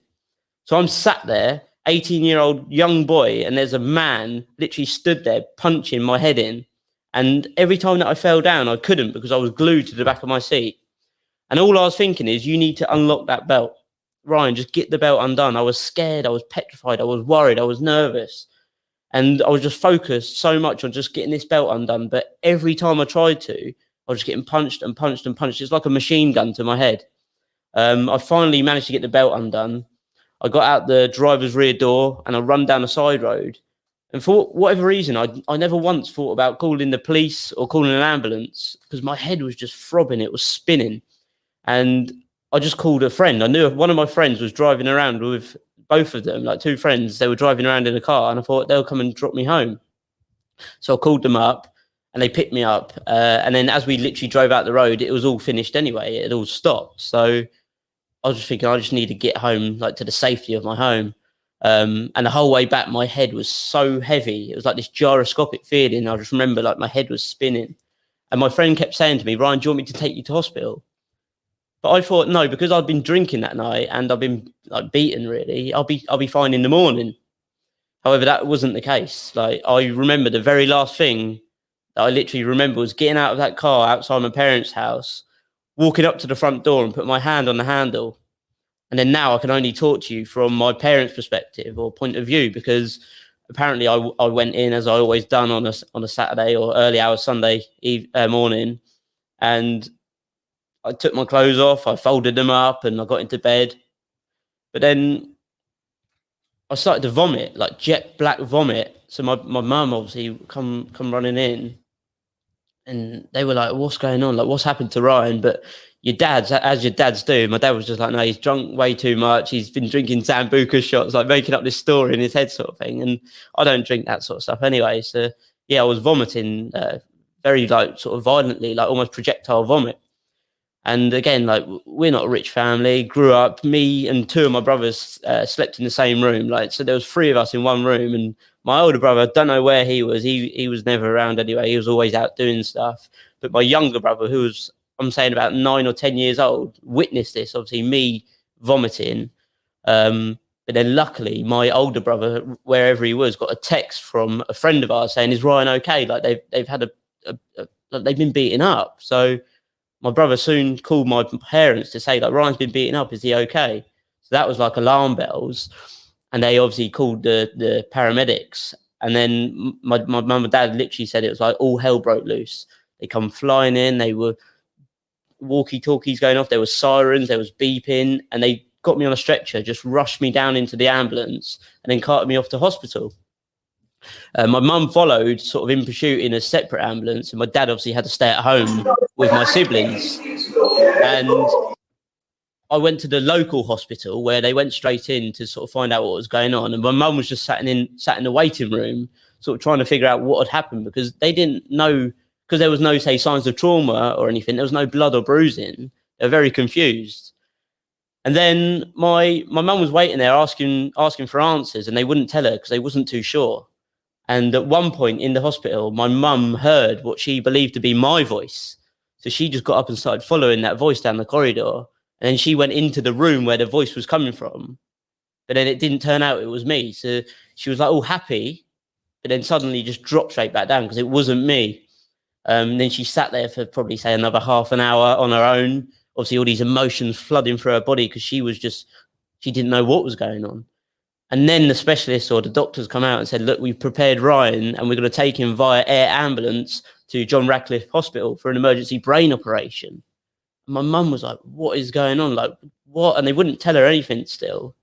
But then finally they decided to take me via the ambulance on Blues and Twos. And at that point, my dad arrived as well. So then my parents obviously sort of followed the ambulance in pursuit up to John Radcliffe, where I did go straight in for the emergency brain operation. So yeah, I did have to get operated on straight away, where I suffered from a fractured skull and a blood clot due to a bleed on the brain. And I had to be put into an induced coma due to the severity of the injuries. And my parents got there, say, we were talking about midday, 1 o'clock. And my parents didn't actually get to see me in the coma, like in the intensive care unit, laying there until about 6 o'clock, because they couldn't find out where I was. They were walking around the hospital or running around the hospital, asking people. They couldn't find where I was for ages. But yeah, then obviously the last time that they really saw me doing anything was that night prior to going out. So their son was healthy, happy, going on a night out, to he's laying in a hospital bed in a coma on a life support machine. And then the specialist finally come and saw my parents, obviously the guy that done the operation on me. And then they suggest to my parents that I probably wouldn't pull through the night due, again, to the severity of the injuries, because they were that severe. I probably wouldn't pull through. So just prepare for the worst. So again, for any parent to hear that news about, say, their child was the worst news ever, other than, say, your child is dead. That's the worst news. Your child's in a coma and he's probably not going to pull through the night. So they just sat there for as long as they could. And then obviously they went home and they come back the next day. Same again. It was just, it's amazing that he's pulled through. Yeah, he's on the life support machine, but it's amazing that he's still alive now. So the second day wasn't really much. The third day, however, my parents were called by the specialist to come up because it was almost like there was some important news, as to say. Because I don't really know what the other word is other than news. But then my parents knew deep down like what was going to happen there. So my parents on the third day left, say, my siblings, brothers, sisters at home, and just it was my mum, dad, and my grandparents went up there. And as they got, say, to the hospital, they were sort of taken into this little side room. And they went in there, and the guy, obviously, that done the operation on me, he sat my parents down, and he said, look, due to the severity of the brain, the injury, and because there's zero brain activity, we would suggest you turn the life support machine off. And again, just imagine that, like, you've got kids, like, imagine that, giving that sort of like ultimatum, like, you need to switch the life support machine off on your son. Like, that's horrible for any parent. So I could only just imagine what my parents were going through. But then my dad done something that literally saved my life. As soon as that specialist doctor said that, my dad just stood up and he said, no way, like, that machine isn't getting turned off. And like, there was some swear words, and I'm not gonna do it because there was quite a few swear words, obviously. But my dad literally said, like, I own this machine, like, you are not turning it off. Like, I say when it gets turned off. And then my dad literally told them as well, like, he said to the guy, like, do you have kids? Like, imagine if this was your kid, would you switch it off? And he didn't have an answer to it. So yeah, the specialist said to my dad, like, look, we're not going to turn it straight off anyway, but just bear in mind that he's probably not going to pull through still. So I think it was the next day after that, there was no improvement at all. I was just laying there, and my parents would come up and just watch the machine beeping because I wasn't doing anything. I was just immobile, just laying in the bed. And then this was over about a week period there, 3, 4, 5 days, whatever it was. It got to that day there where they said, right, come up and we're going to reduce the sedation to bring him out of the coma. So again, my parents were all excited, thinking, yeah, hopefully he's going to pull through and come round. And they did. They reduced the sedation, but sadly, I wasn't breathing by myself. So I had to be put straight back into the induced coma. And again, the specialist just said, look, it's not looking good for Ryan. Like, it's not looking good at all. And if he ever wakes up, he'll never walk or talk again, and he'll be in a vegetative state for the rest of his life. So just bear that in mind. But then my parents just were like, no, he will come through. Like, he will come through. And my dad just said again, like, Ryan takes his own time to do anything. So just give him that time he needs, because he's a stubborn little bugger. Like, he needs his own time. So you just need to give him that time. And they did, obviously. So then the next day, my parents went again, and they said, look, this time it's either sort of fight or flight. Like, he'll either make it now, because if he doesn't, like, there's no hope, basically.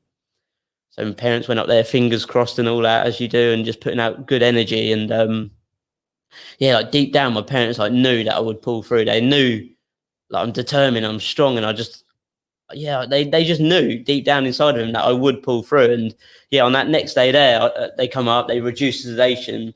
And thankfully for me, I did start to breathe on my own again. So, incredible news. But this doesn't mean that I just sat up and I was alive and talking. No, it just meant I was functioning by myself.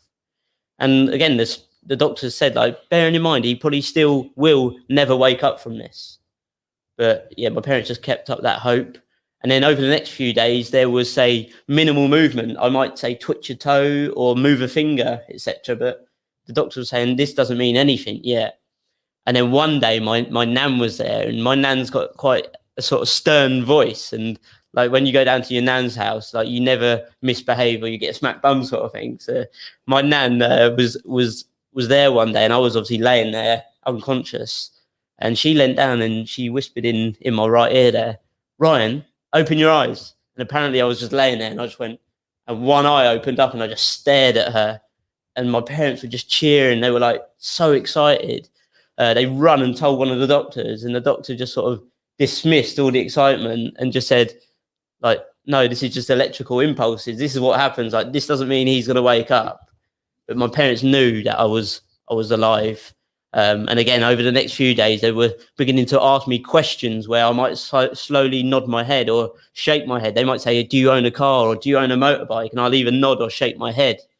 So yeah, this was just incredible news for my parents. And then it got to the point where I did obviously wake up and come around. And the very first time that I remember waking up was, being in that hospital bed on my own. But I was actually, whilst in the coma, I was gifted an out-of-body experience. And I'm sure you've heard of all these stories and seen on TV, like, people see the lights and all this sort of stuff. Honestly, like, I can only say what I saw. And what I saw, wow, it's incredible. I could make a movie on this. This is how detailed it was. And I mean, I could share this with you now quickly if you wanted to, or I could move on from it. But no, go on, tell us what you saw. Tell it. Go on. So, again, you've heard all these stories and stuff, and you either believe it or not, but I know deep down what I saw, and this is just my view. So what I saw whilst in that coma is me viewing myself. I only, like, now I've done the research on this, I just believe that I view myself through the eyes of my creator, because we've all got a creator, we've all got some sort of maker. Like, we're not here just by chance. So I was literally viewing myself just through the eyes of someone or something else. And I just remember watching myself being pushed down this sort of cobbled street or cobbled back alley. Like, you know, on, I don't know, I can't even remember, not EastEnders, the other one. Coronation Street. Yeah. Do you know the cobbled street? It's like that cobbled street. That's what it reminded me of. And they were pushing me down this cobbled street, like this back alley. I guess it was a back alley. And I'm laying on this bed and I'm just watching from like here. And I'm juddering. And it's these two big black ladies and they're pushing and they're talking in this unknown language. It wasn't a foreign language, but it was just unknown. I don't even know what this language was, but they were like almost shouting at each other.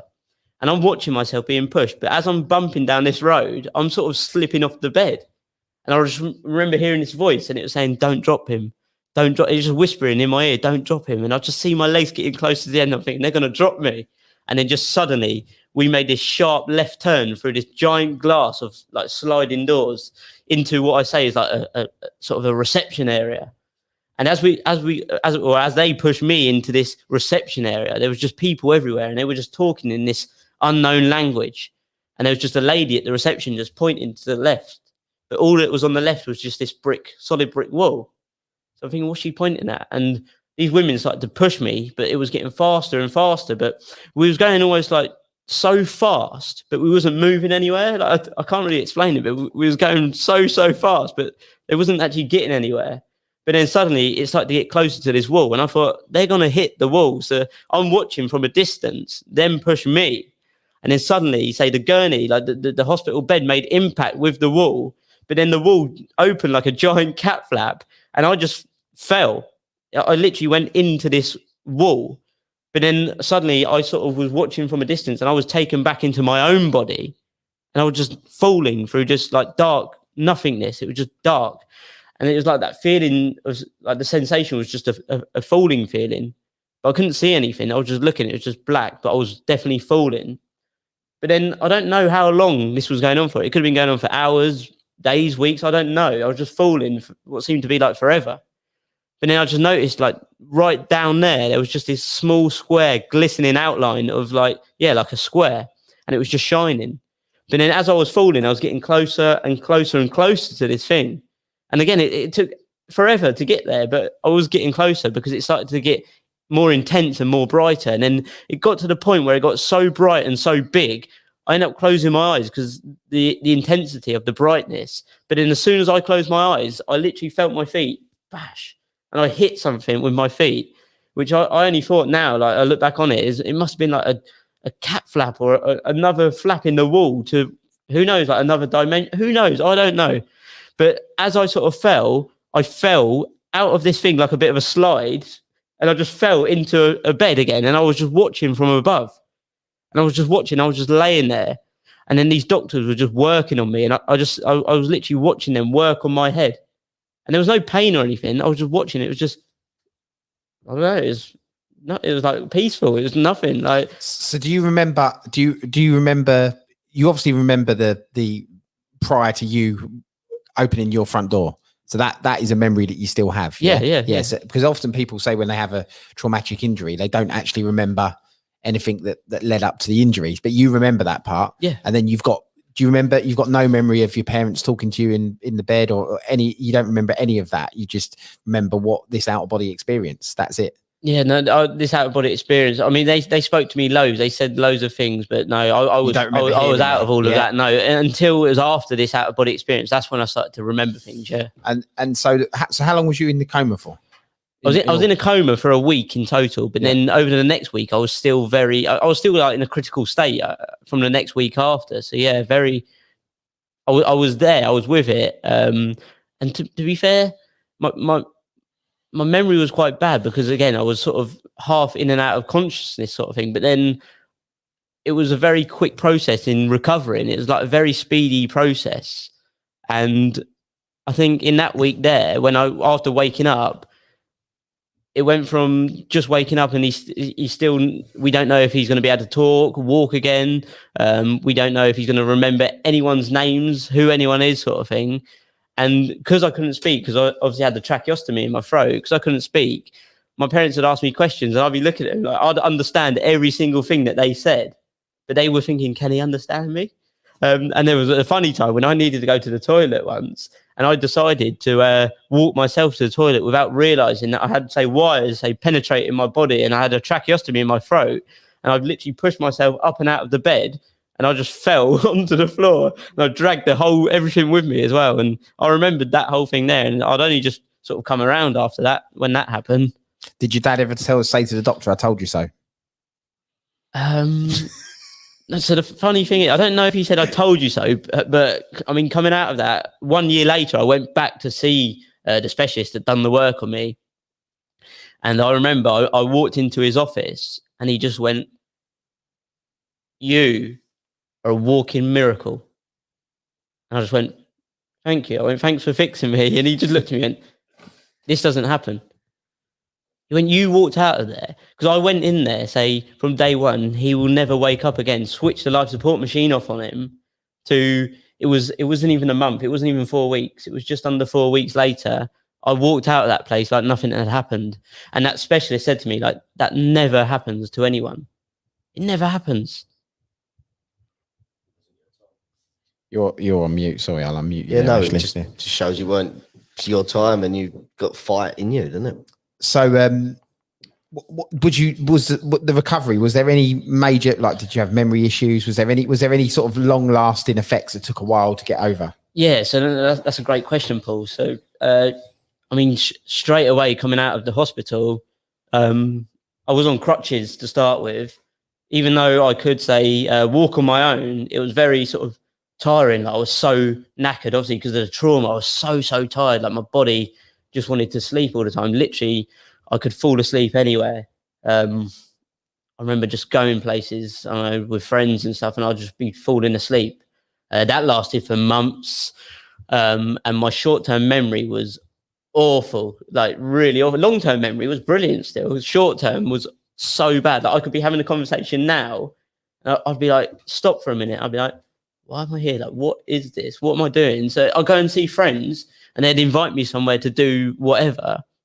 And I think, why am I here? Like, literally, I'd forget everything. And that lasted for years, in all honesty. The tiredness lasted for years. And so did the memory loss. It lasted for years. Sounds a bit like your daily routine, Ash, doesn't it? Tiredness and memory loss. Yeah. I was thinking, how did I get it? Yeah. That's phenomenal. That is phenomenal. And if people didn't actually get emotional listening to that story. Yeah, there's loads of feedback here. You can't see it. Part of Ashley's feedback to me is you need a screen on that side of the studio so you can see it. But yeah, I'll keep them up here so you can come around and see it. But there's loads of feedback from people from within the room that are putting on comments on YouTube. Let's fast forward to where we are now. So you famously within the room quit your job because of Clubhouse. prior to Clubhouse, was you on that personal development journey thinking there's got to be more out there than this, or did that all start from being on Clubhouse? I mean, Clubhouse has sort of turbocharged my personal growth journey. I mean, prior to the accident, prior to everything, growing up as a child, young teenager, etc., I knew like there was a purpose for me to be here on Earth, but what that was, I didn't know. Hence why I chose to be a mechanic as a job, because I was confused. I didn't know what to do. Like growing up, I was so confused as a child. I thought, why am I here on this Earth? But then only sort of because of Clubhouse, I've really realized like what my purpose is, like why I'm here. And now I say literally my purpose to be here is to share, say, the knowledge and experience that I've gained from facing the adversity in my life to help other people. And yeah, it's only because of Clubhouse. Yeah, I've got to say the whole story of obviously coming after the hospital, etc., the depression, all of that side of it. But then when I obviously moved back to my parents, I was sort of, I flatlined. And then I did set myself that travel goal to visit a different country every month for a year. But then COVID come in and put a stop to that. So I wasn't progressing in life, and progress equals happiness, because if we're not moving forward and advancing in life, like we're not truly happy if we're not growing. And they say like if you're not growing, you're dying. And I just felt like 2020 come around, and I was just dying. Like I was just thinking, what am I doing with my life? Working this job that I didn't like. I started to share my journey online where I was moving forward there, but that wasn't enough for me. Yeah, I started to write my book as well, which was obviously progress. But then even 2021 come around, and I just gone back to that flat line again. So I was just thinking, what? I need something in my life. Like I was looking for, say, an opportunity or just something that's going to help me, say, move forward in my life again, or something that I could focus on. And then just out of nowhere, oh my God, Clubhouse. I heard about it, to be fair, sort of, I think early January, I heard about it.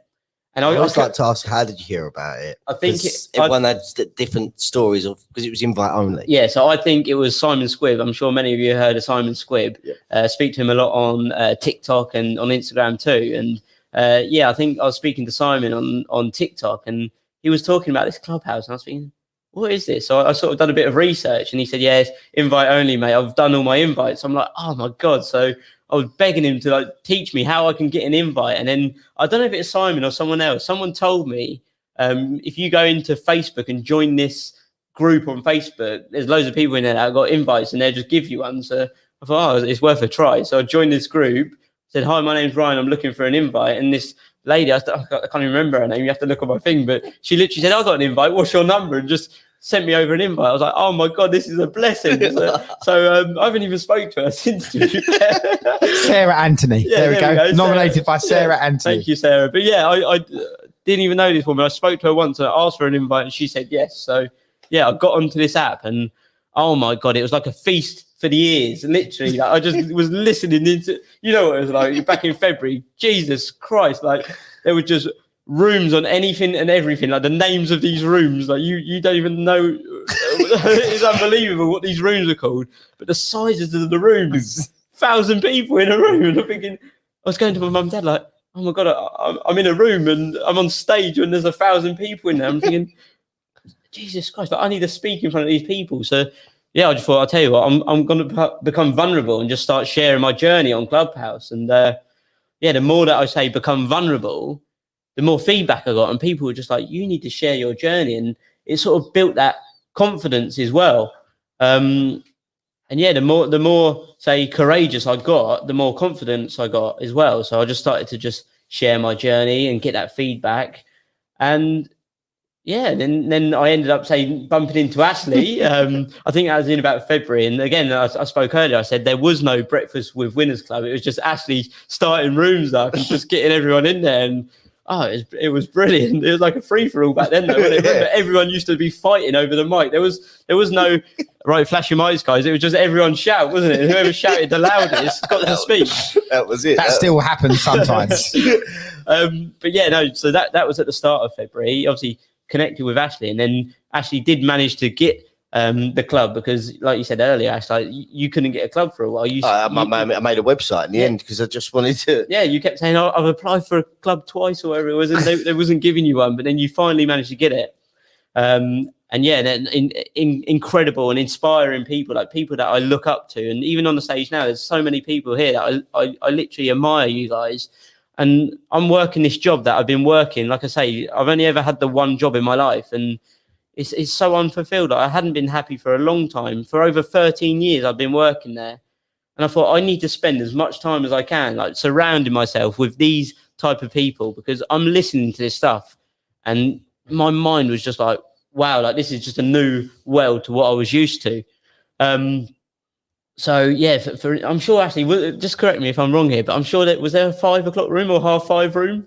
Was there or not? Or was it? I think it was. We used to have rooms at all times of night. It was either I was asleep, sitting on someone else's stage, or awake, doing a random room. Yeah. Like it was either that. It was just crazy. It was the wild, wild west, wasn't it? No one knew what they was doing. No. It was just like. But I just want to go back to that fact of you asked for an invite, then you put yourself out there into a Facebook group. Like that's going to create opportunities. Just putting yourself on that front line. You could have joined that Facebook group. No one could have gave you an invite, but you've done it. Like, and I just think that I love seeing that in people when that couldn't have been the answer, but you still gave it a go to get an invite. Yeah, definitely. And going back to the 7 laws of wealth earlier, what Paul said, number 4 law was always execute. I'm sure it was number 4, Paul. Always execute, which means always take action. Because progress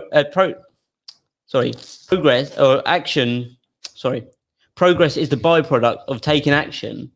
And yeah, like if you don't try, you don't know. And I remember Ashley always used to say to us, like, or me even when I was in on the stage, like you said earlier, I was always trying to get number 1 down in the bottom of it. I was trying to be the first one there. And then Ashley said, like, when you come into these rooms, guys, this is a community room, so just make sure you put your hands up and come and speak, guys. Like, we want to hear you speak. So I thought, you know what? I'm just going to listen to what he's saying, because he's running these rooms. So people tell you what they want you to do in life. So just, if they're telling you what to do it. So actually, do you know what? You seem like you're the, I guess, the epitome of what we want in is that the right word? Epitome? Yeah. Is in what we say this is all about, because you seem to me like a sponge. You've absorbed all of the information that's been given out in the Winners Club. You've gone away and actioned some of it, and you've actually made, in the months that you've been involved in Clubhouse, like measurable progress in what we all call our journey. But you've made big steps that probably wouldn't have happened unless you've firstly listened to everything that's been said, reached out to everybody. You've probably reached out to everybody that you've come into contact with in a Clubhouse room, but in a good way, you know, and we've all had calls with you, and you've asked the right questions and got the right information, then gone away and actioned some of that stuff. Yeah, no, you have to, because we was speaking about this earlier, when the room opened earlier, like just talking about, say, moving forward in life, like you need to give up the life that you currently have in order to, say, get the life that you want and desire, because what got you here will never get you there. So you have to take that uncomfortable action and know that sort of practice doesn't make perfect, but practice makes progress. So if you want to move forward in life, you just got to practice. You need to show up every single day, because like Ashley says, if you don't show up, you soon get forgotten about. So I just made sure that I was there every day. And like going back to earlier, like these 5 o'clock rooms, I remember being on Clubhouse at 5 o'clock, walking the streets of where I live, just speaking on stages in pitch black in the morning. I'm thinking, oh, you mean 5 in the morning? Yeah, in the morning. Yeah, there was 5 o'clock. I'm sure there was 5. It was early. Some of them was early because I couldn't sleep. I was hooked to whatever you just said, something to your ears. I sort of resonated with that, and I think a lot of people did. And yeah, and also I remember, and this isn't a word of lie, and I'm sure you say the same, Ashley, and I wouldn't suggest this to anyone, but when Clubhouse first came around, I thought I need to spend as much time in any room. Like there was no structure. I would just go on there and just go in any room, and I was sitting there all day long. And I remember sometimes, and it was multiple times, I was doing 21-hour days on Clubhouse. I got scared. I got scared when it come up with my screen time. And in the end, if it come up with my screen time, I would just quickly. It was hours, wasn't it? I would Hours clear and it. I hours would and clear it. hours I of wouldn't screen want time. to. I wouldn't want to see it. So if I knew the screen time, but I'd oblivious to it. I don't want to see it. I'm hooked. And it become and everyone started calling it crack house, didn't they? Do you remember that? Yeah. Because Pete Cohen, I think, called it crack house, didn't he? Was the first one to tag that. I literally broke my old iPhone. Like the battery was swelling up. It was that hot. I'm not even joking. It was that hot. It was swelling up the battery, and it was glowing. My phone was like glowing cherry. If you touched it, it would probably scold you. It was that hot, my phone, because I'd spend all day on it and have it on charge the whole day. And again, back at the time, I was working, so I'll be on Clubhouse trying to listen in. Any sort of spare moment, I'll be on Clubhouse. Get home, Clubhouse. Wake up, Clubhouse. Tea breaks, lunch breaks, Clubhouse, all day long. But you can't do that. You got to be so intentional with the rooms that you go in nowadays too. We're going to open up the floor to some questions because we've only got just approaching half hour left. Thank you for coming here, Ryan. I just want to say thank you as well for being a wonderful part of the community as well. We say it often, and James says it a lot, I say it a lot, but without people like you showing up every morning, we wouldn't have a winners club. So I just want to say thank you for being a very loyal supporter and follower of everything that we're doing with the winners club. It is greatly appreciated, hence why you're sitting here today, my friend. Right. The people are already flashing. Look, Jesus Christ. I've had a couple of back channel messages as well. I'm going to try to get through everyone. Can we promise everybody with the questions? And Ryan, can you promise me we need short questions and short answers because we want to try and get through as many people as we can. Okay, let's go. Let's go. We're going to go Lucienne, Beiju, Iffy. Oh, Susan. look at them flashes of lights. I'm going to get down as much as I can. Don't worry, guys. We'll try to come to all of you. Lucienne, go for it. Ryan, amazing. Walking through the streets at night at 5 o'clock in the morning, listening to Clubhouse. What do you do to move away from fear? Do you ever think about that night and worry that it's going to happen again? Like, how have you overcome that? Yeah, that's a great question. So fear in my eyes, fear is not real. Like we've all heard of the quote, false evidence appearing real. Fear is not real. Fear is just, say, this picture that we have created in our own mind, and it's usually worst case scenario. However, courage, it isn't the opposite to fear, but courage is to live your life despite of fear. So it's about taking small and frequent steps to expose yourself to fear and discomfort on a frequent basis, which help build that courage that you need to withstand the pain that you once could not bear. So, and like I said this many times before, like fear, what is fear? Fear is holding you back. And look at, say, every person that you, say, perceive to be successful in life. They feel fear too, but they just don't let fear stop them. Lucienne. You're amazing. You're amazing. Feel the fear and do it anyway. Yeah, exactly. Beiju. Morning, guys. Morning. I'm going to save my other share for another time because this is just too good. Ryan, I was on the treadmill. I didn't know it was sweat or tears coming down my face. I promise you, right? You were just filling me up because all I was thinking is about my children. I thought if I'm in a really unfortunate position where one of my child's, I'll be judged. No, I'm going to phone Ryan. Ryan, come here. And because there was a point in the story which you said you saw that white square, but I didn't know. You didn't say what happened after that. So if you can elaborate, you fell down. There was a white square, and then what happened then? Was that the point you woke up? No. So again, it's quite a long story. I'll try and speak as quick as I can. But yeah, I basically viewed myself being worked on. And then sort of soon after, what happened is this thing that I was viewing, this experience through, got sucked back into my own head, into my own eyes, where I literally watched curtains in front of me open up, like around hospital bed. And this is in the out-of-body experience. But then the main part of this story is when I looked out there, the light was shining through these curtains again. But then when it sort of calmed down a bit, I managed to look and see. And what I saw, Beiju, was every single face that I'd ever seen in my life. It could be someone that I bumped into down the street. It could be friends that I'd known forever. Every single face was there in this place. It wasn't a room because there was no walls or ceiling. It was just space. It was just white nothingness, but faces as far as the eye could see. But then the main thing about this story, Beiju, or what I saw, is that every single face was crying.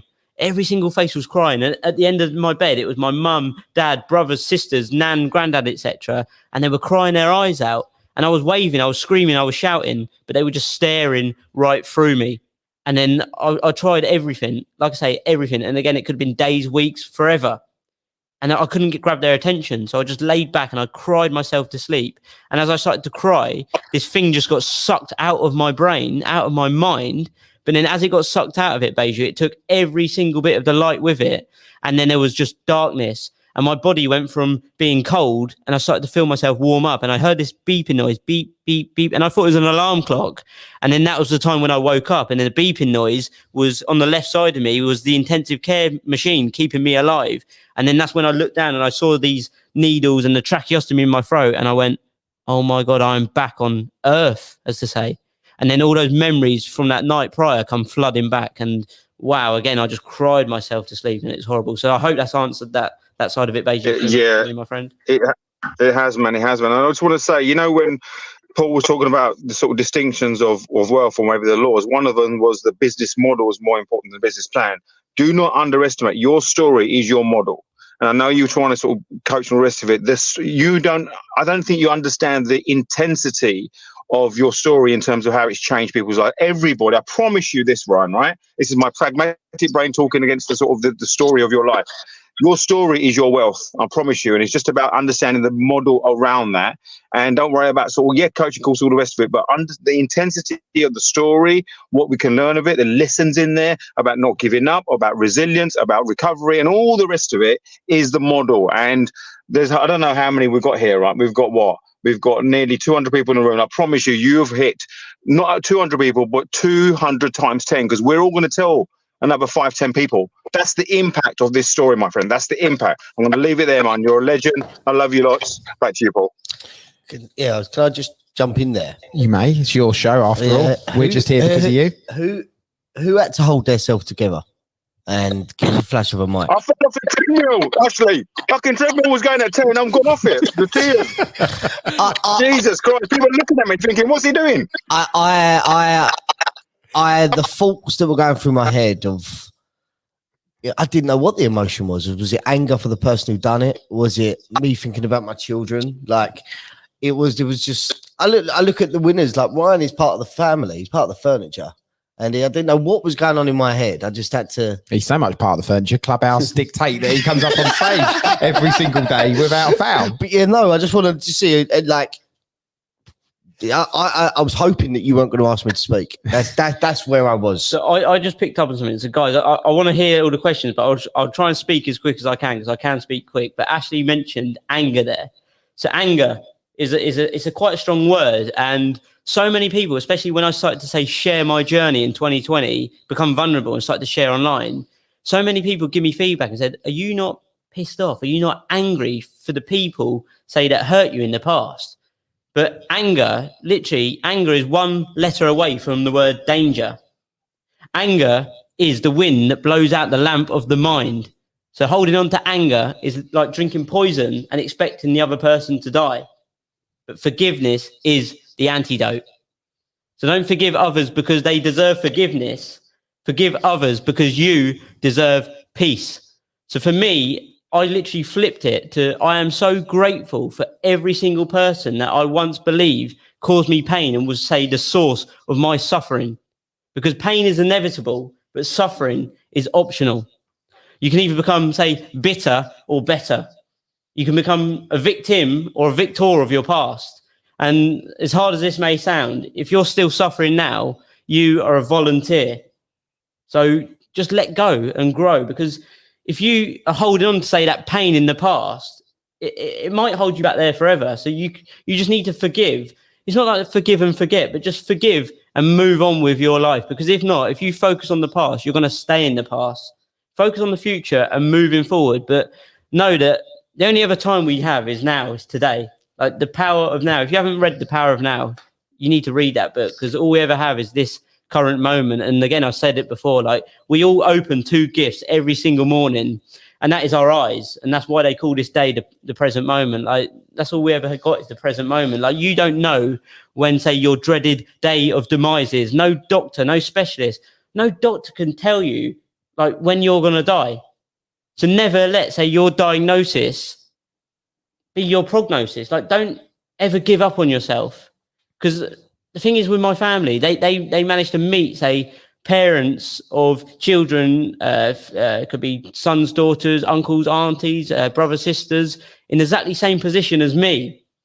And they listen to the advice, say, of the specialists, because that's what we do, right? When we want our car fixed, for instance, you go and seek help from a mechanic. If you want your radiator fixed, you go and see your local plumber. But when you want yourself fixed, you go and see a doctor. And the doctors suggest that their loved ones switch their life support machines off, and they listen to the advice of the specialists. And sadly, those people didn't pull through. So I'm just saying, like, if you can take anything away from this, just never give up on yourself in life. Like, just stick your hand there on your chest, and if you can feel that beating, that is your heart. And as long as your heart is still beating, like, you're still in the game. Life is a movie. Like I say, life is a movie, and you are the hero of your own movie. So as long as your heart's still beating, you can decide how your movie ends. Wow. Quick follow-on question from that. Did the person that attacked you, did they ever get prosecuted? Yeah, I mean, I'm not going to go into this too deep, but yeah, there was obviously a group of them, and they were like men compared to us. They were we were 18 boys. They were 24, 25, 26-year-old men. They were like double the size of us. And because there was no CCTV outside where the attack was, there was no lighting, etc. There was no witnesses. It was basically my story or our story against their story. So court, etc. Oh, it was horrible. Like 18-year-old kid I was, and I was being sent to courts and stuff, and it was a horrible experience because this person was basically saying that no, I didn't do this, and I knew deep down I'd been attacked. I had this massive scar on my head, and basically they were saying like he could have fallen over, he was drunk and all this stuff, and he did get prosecuted. I think it was just for attacking my other friend. I don't even think he really got done for anything that happened to me. The guy in the court, the judge, he said like if it was down to me, you'll be going away for I think he said like 8 years minimum, but he didn't. He got I think 18 months and was out in a year. So, but again, what's the point in worrying about that? Like, it doesn't matter. Like, I've moved on from that. I at one point I was saying like, oh my god, like people say, oh, you need to go and get your own back and all that. Like, what's that going to cause? Like, it doesn't solve anything. It doesn't help you progress with your life. So you just learn from that experience, because those lessons that I've learned from any of my adversities in life are literally priceless. Like, you cannot buy that experience. So I'm just so grateful for everything painful, anything that's happened in my life. I'm grateful for every single step along the way, because it shaped me into the person who I am today. Brilliant. Right, let's rock and roll, as Ashley says. Go Susan and Iffy. Quick questions, quick answers, and then we'll move down as many as we can. Susan, go for it. Oh my goodness, I'm going to try and be as quick as I can, but Ryan, you already know my love for you, and I had to pull myself together even before I spoke then, so I'm so glad that Paul and Ash asked a question before. And I was just telling my 19-year-old daughter, she came in, she was like, what's he saying? Like, straight away she felt the energy. And so I started telling her, and I started welling up and crying as I was telling her your story. And I think I just wanted to say two things. One, Ryan, you absolutely have that gift of when you talk, everyone listens to every single word, and then we are there with you with the journey. So then it invokes all that feelings within us, and then everything we feel, so we can't help either get emotional, or then we want to tell people. And let me tell you, there's not many people that are able to talk like you do. And I feel like your brain has become this huge gift to you, where you absorb everything. When you talk today in the Winners Club, I'm like, that's crazy, because often in the rooms, and I know like we've been in rooms together for so long since the beginning, often it sounds like you're reading, but it's like there's so much intricate detail that you remember. It is a gift that you can speak like that when people ask you a question. And so yesterday, as you know, I asked you, when's your workshop? I didn't even know you was going into the Winners Club, and I was like, Ryan, when's your first workshop? When is it? Now forget all that. Forget your first workshop. When is your first live speaking event, Ryan? Because that's what I see for you. So I want to know, what's your dream, Ryan? And do you believe it? Do you believe that you can be a global speaker? Because I do. Yeah, no, Susan, I just want to say thank you so much for all of your kind words, support and feedback. As always, Susan, like, you're an amazing person and friend that I've managed to meet through this app. And yeah, no, just thank you. And thank you to everyone for your kind words too.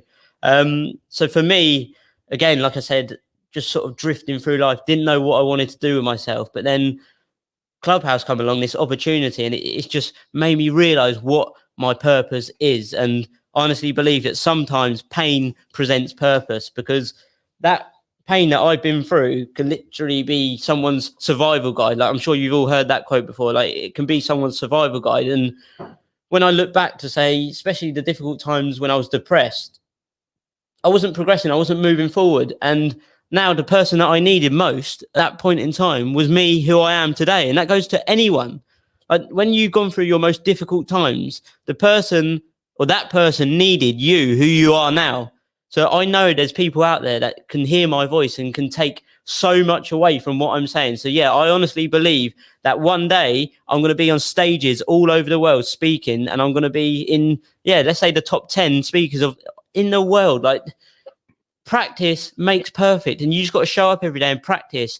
And the best way of learning in life is to teach. And I obviously teach by putting my posts out on Instagram, etc., posting my videos, etc., coming on Clubhouse and speaking. Like, when I first come on Clubhouse, I literally admit I was just reading my story that I wrote myself on my laptop, and I just read my story, and people would be like, well, he's just reading his story back. And I'd be like, well, of course I am, because I don't know anything. I literally had to read my story back to myself, because my memory, I would forget everything.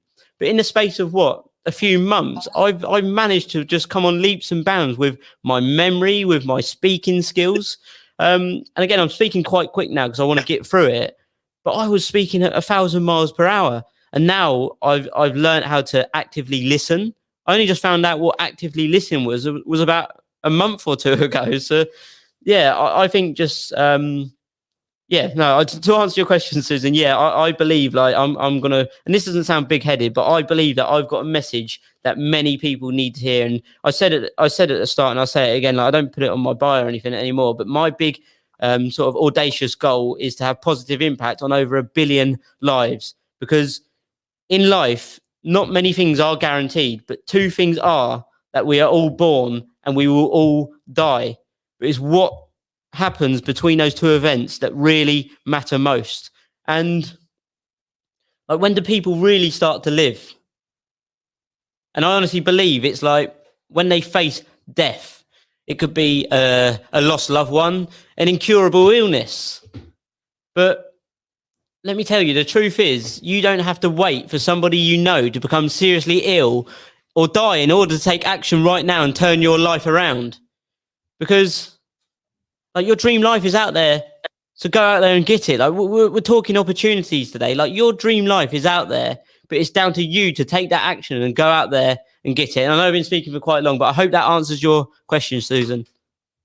It absolutely does, Ryan. Do you know what? Your intention alone, Ryan, is going to bring you everything you've ever dreamed of, because your intention is so pure, and we all feel that.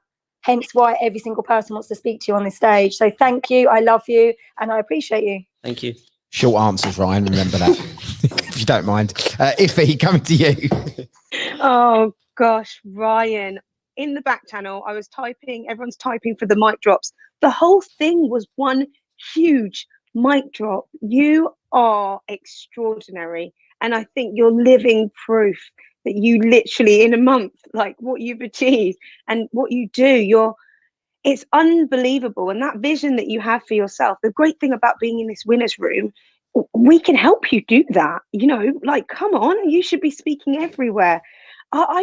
You're incredible. And your story had me, it's just like, you said that there's only one big, when we live and when we die, but you've experienced nearly dying, well, actually dying. So my question to you is, what would you say to anybody in this room who is listening, thinking, yeah, but what do I do? Where do I start? How do I make that happen? What would you share with anyone? Where do people start to change? Wow. Well, again, short answers, but I can't be short with this.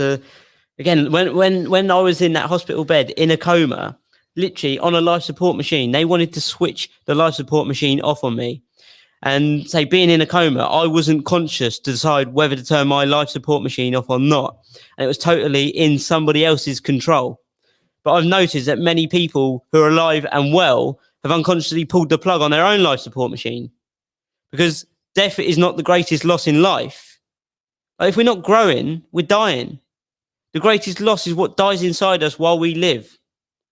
And the great Benjamin Franklin once said that most people die at 25 but aren't buried until 75. And Les Brown, the great Les Brown, said that the graveyard is one of the wealthiest places on this earth.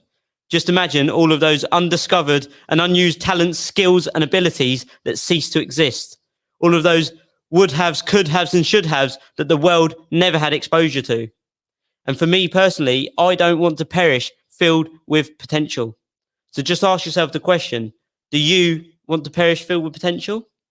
So don't fear failure, fear regret. Make that pain of regret more painful than any other fear that you could ever imagine. Because the pain of fear and failure is temporary, but the pain of regret will last a lifetime. So don't ever go to your grave taking, say, potential or unused potential with you. So where do you start? Just start at the start. Get clear on what you want out of life. Set your GPS. Goal, plan, see. It's just like when you put in your sat nav where you want to go in life, it just needs two things: where you currently are and where you want to go. And there will be roadblocks along the way. There will be sort of wrong turns, diversions, etc. But along the way, it doesn't say to you, okay, Ryan, because you want to go, I don't know, London to Scotland, but there's a roadblock along the way. It doesn't say turn around and go back home. It will find a diversion. So as long as you got a clear target on where you're going, you'll find a way. If the why is strong enough, the how will reveal itself. So get clear on where you're going and just keep going and don't stop. Wow. Wow. Mic drop. My turn. It's you're captivating the way you speak. It's phenomenal, and I just want to say I'm engrossed. Like, let's keep the flashing if you've got a question. And I've never seen so many people flash. Ryan. Keep going, just so I can get an idea. Right, okay. Going to go Dow, Sharon, David, Magic David. Dow, go for it. Hey, buddy. Thank you, Ryan. Absolute severe legend. Definitely going to jump on a live with you at some point on the old gram. Digging deep into what happened to you when you were drifting. That was so powerful. Mate, I don't know what the hell you're talking about, your memory. The way you just recite quotes is just insane. It's so captivating. Ash is dead right. But I want to know, what is a genuine all-time best mic drop quote from Ryan Nurse? Okay, I don't care about Les Brown. I don't care about these people. All I care about is you right now. So Ryan, I know I've kind of put you on the spot just here, so dig deep into that amazing brain of yours. Mate, well, I want to hear it from your lips. I don't want to hear about these other motivational speakers. You motivated the crap out of me today. So Ryan, go for it, my baller. I don't know if this is a motivational quote at all, but this is what I'm going to say. You are going to die. Like, if you think about it, Victoria said it was her birthday earlier. Like, happy birthday, Victoria, if you're listening still. But today, it's the oldest you have ever been, but the youngest that you will ever be. And if you think about it, guys, like, we've all been dying since the day we were born. So just know, death is definite. Like, nobody is getting out of this alive. So like, don't fear. Like, bro, what? think about it. Yeah, I'm struggling with this. Just live your life. Like, just be happy. Be happy. Like, that's the ultimate goal, I think, of life, is just to be happy, because we only get one bat at this life. And why wouldn't we be happy? Like, yeah, we can go chase all this money and etc. Like, people get so angry when they haven't made 10k months, etc. I hear on Clubhouse people saying, I didn't make a 10k month this month. Practice that gratitude. Like, people don't make 10k years. So just be happy in life. So yeah, my probably ultimate quote is what I'm sure a few of you have heard before. My granddad said, always look after number one.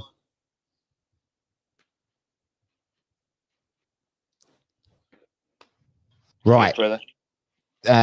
Sharon. Thank you. Hi, Ryan.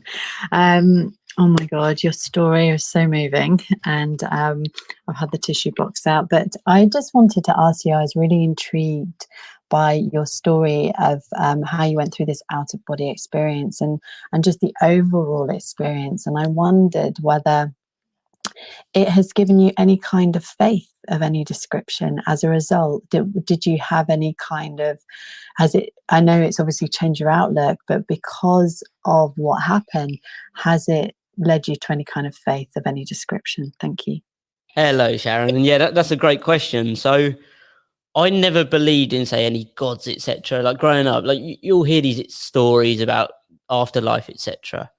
Yeah, never a believer in anything. However, when I saw what I saw in that out of body experience, I know now that there's something out there. It's someone or something that knows so much more than we as humans will ever know. And I honestly believe that the only time we will ever know what the meaning of life truly is when we die. Like when we experience death is when we really know what the meaning of life is. And faith, I've said this before, and this is another quote or whatever you want to call it. Like faith stands for find answers in the heart. Because when you're struggling in life, someone said this earlier as well, like when we're struggling in life, we are the ones who know what we need. It may not be there right in front of us, but deep down, we are the ones that know. So find the answers in the heart, because we are the ones that are going to get ourselves out of that difficult time. It will be hard, but nobody can sort of tell you what you need. They can give you advice, suggestions, etc., but you know what you need. So yeah, I just know that the universe is there. So I believe in the universe and the power of the universe. Thank you, Ryan. David. Me and Ryan met when he very first came on the app, and we just stayed close friends. Ryan, my question to you is, have you forgiven your attackers, and what was it like when you came out, and the justice type of thing? That's my question to you, because obviously they didn't get what they deserved, but were you bitter at first, and then have you forgiven them? Or that's my question to you, mate. Yeah, that's a great question, David, and thank you again, my friend. So yeah, again, I don't know if you heard earlier some of the things that I used about sort of holding on to anger and letting go, because yeah, I'm not going to lie. Like say the guy that attacked me, and even my ex-partner, like the whole breakup situation, like yeah, there was anger there for a long period of time. And again, my sort of immediate surroundings weren't that helpful, because they were sort of say, yeah, like, you know what it's like sort of egging you on sort of thing. And I'm like, I don't need this. And yeah, once I got to that point where I started to progress and better myself, I realized like, what is the point in holding on to anger and being angry for people? So yeah, you just need to let go, because what's anger going to do for you? The only person that you're ever going to hurt holding on to that anger is yourself. So yeah, you just need to let go, because again, I'll say it like I said earlier, if you are holding on to your past, it will just hold you back there forever. So just let go and move on with your life and become the best version of yourself. Thanks, mate. And I'm going on record saying that you're the best public speaker that I've ever heard, and I'm going on record saying that.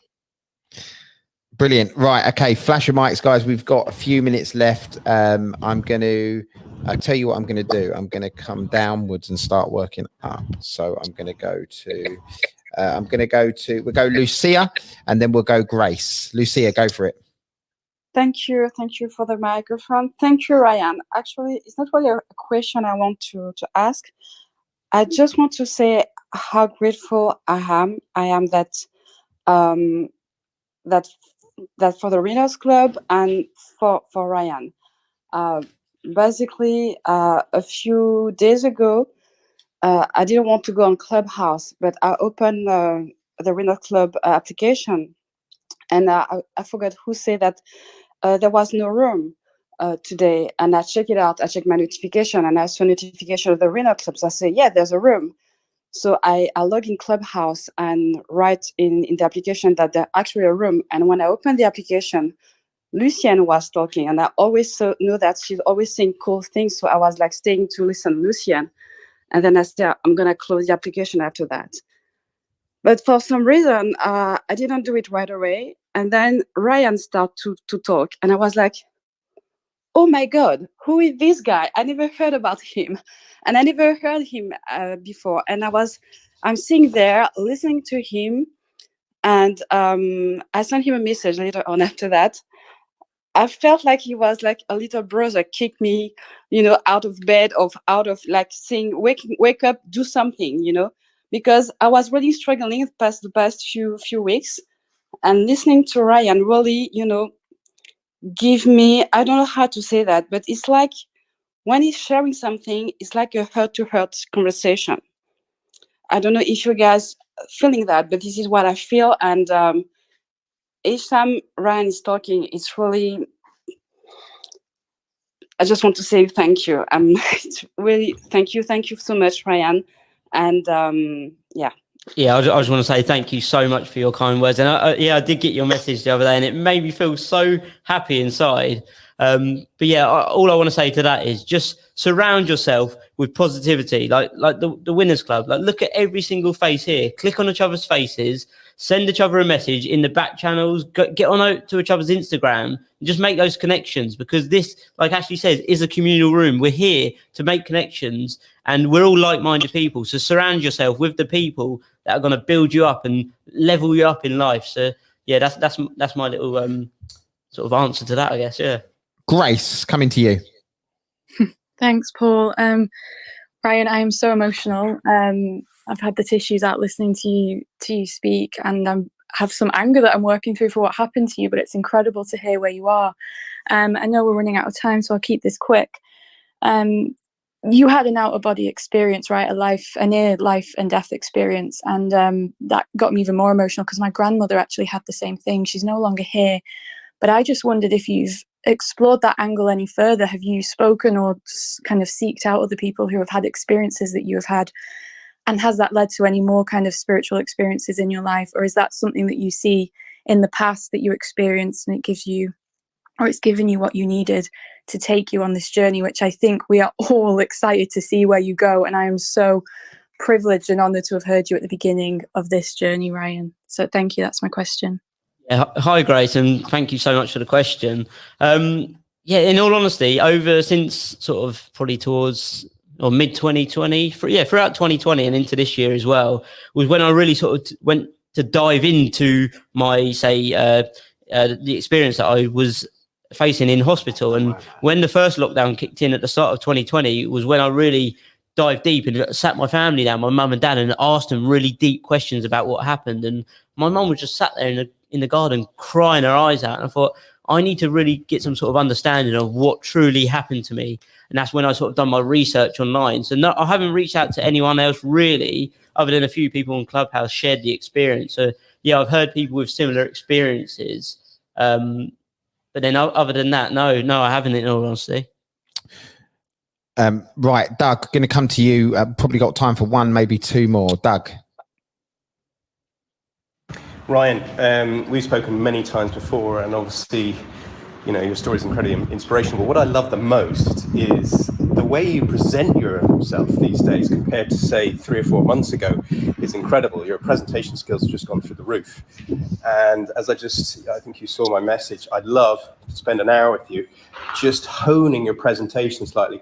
And also, I'd love to work with you a little bit in terms of what Dale was saying, in terms of you coming from your own heart and your own self rather than quoting other people's quotes as well, because I think you've got so much of your own self. You need to have your own confidence in yourself as well, rather than having to quote all these other quotes as well, because you're brilliant and you relay the story so well, and it's inspirational. And I'd love to have you on my radio show as well, which is called Inspirational Stories. And I've had Jack Canfield, Lisa Nichols, Dr. John DeMartini, Stephen Covey, and many others on the show, as I think you know. And also today, I've got the amazing Ashley Shipman, who's on at 3:30 today UK time. So if anybody wants to listen to that, it's on 103.2 Dublin City FM. And we pre-recorded it the other day, and Ashley was absolutely superb. So listen in, and Brian, I'd love to have you on the show as well. I want to say thank you so much, Doug, and I really, really appreciate you, my friend. Yeah, and we're connect, definitely. But yeah, Doug, thank you so much for your kind words. And I reckon, Ryan, you should go on that. Yeah, definitely. I think you should get on that radio show and share your story. I'm on there at 3:30, so. Did you swear? No, he didn't. Did he swear, Doug? No. I do not believe it. He was really good. He controlled himself. He was an absolute professional all the way through. Yeah, I slowed down and spoke, but Wednesday. Did you put a posh accent on? He did. Brilliant. Yeah, people will listen to it and go, that's not actually.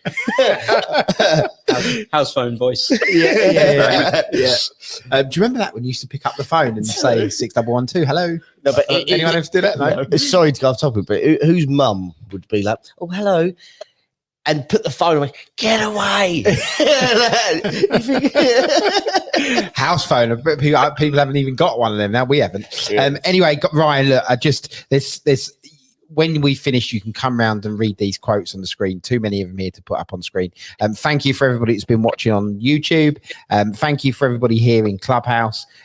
We are strict on timings now because of the app and the recording and the way it all gets chopped up. So it's 9 o'clock on the dot, as much as we can stick to that. Ryan, you legend. It's been brilliant having you here. Thank you for coming down. Thank you for being part of the community. The love has been pouring out from everybody. Also, back today at 4 o'clock, Lucy N's coaching room. She's disappeared. Where's she gone? Maybe she dived out early because she thought it was the end. Lucy N's Power Hour coaching, 4 p.m. Today in the Winners Club on Clubhouse. So make sure you check that one out. Please go and download our app. If you haven't already heard it in the resets or we haven't told you, you can catch up on all of this again in the app. Is Ryan going to get his own mic drop moment? I think Ryan's probably been a few mic drop moments so far over the past few months. I think it's going to be. No, he actually has. Yeah, you've made the mic drop moments a lot, and I think that story is going to be on YouTube anyway. So, but that story needs to be cut and listened to again. It will be extracted out and it will go into the app and it will be there. So thanks again as always, everybody. Join us tonight 4 p.m. or this evening 4 p.m. in the Winners Club, and the weekend crew, not including me because I take weekends off, will be back tomorrow, Saturday morning.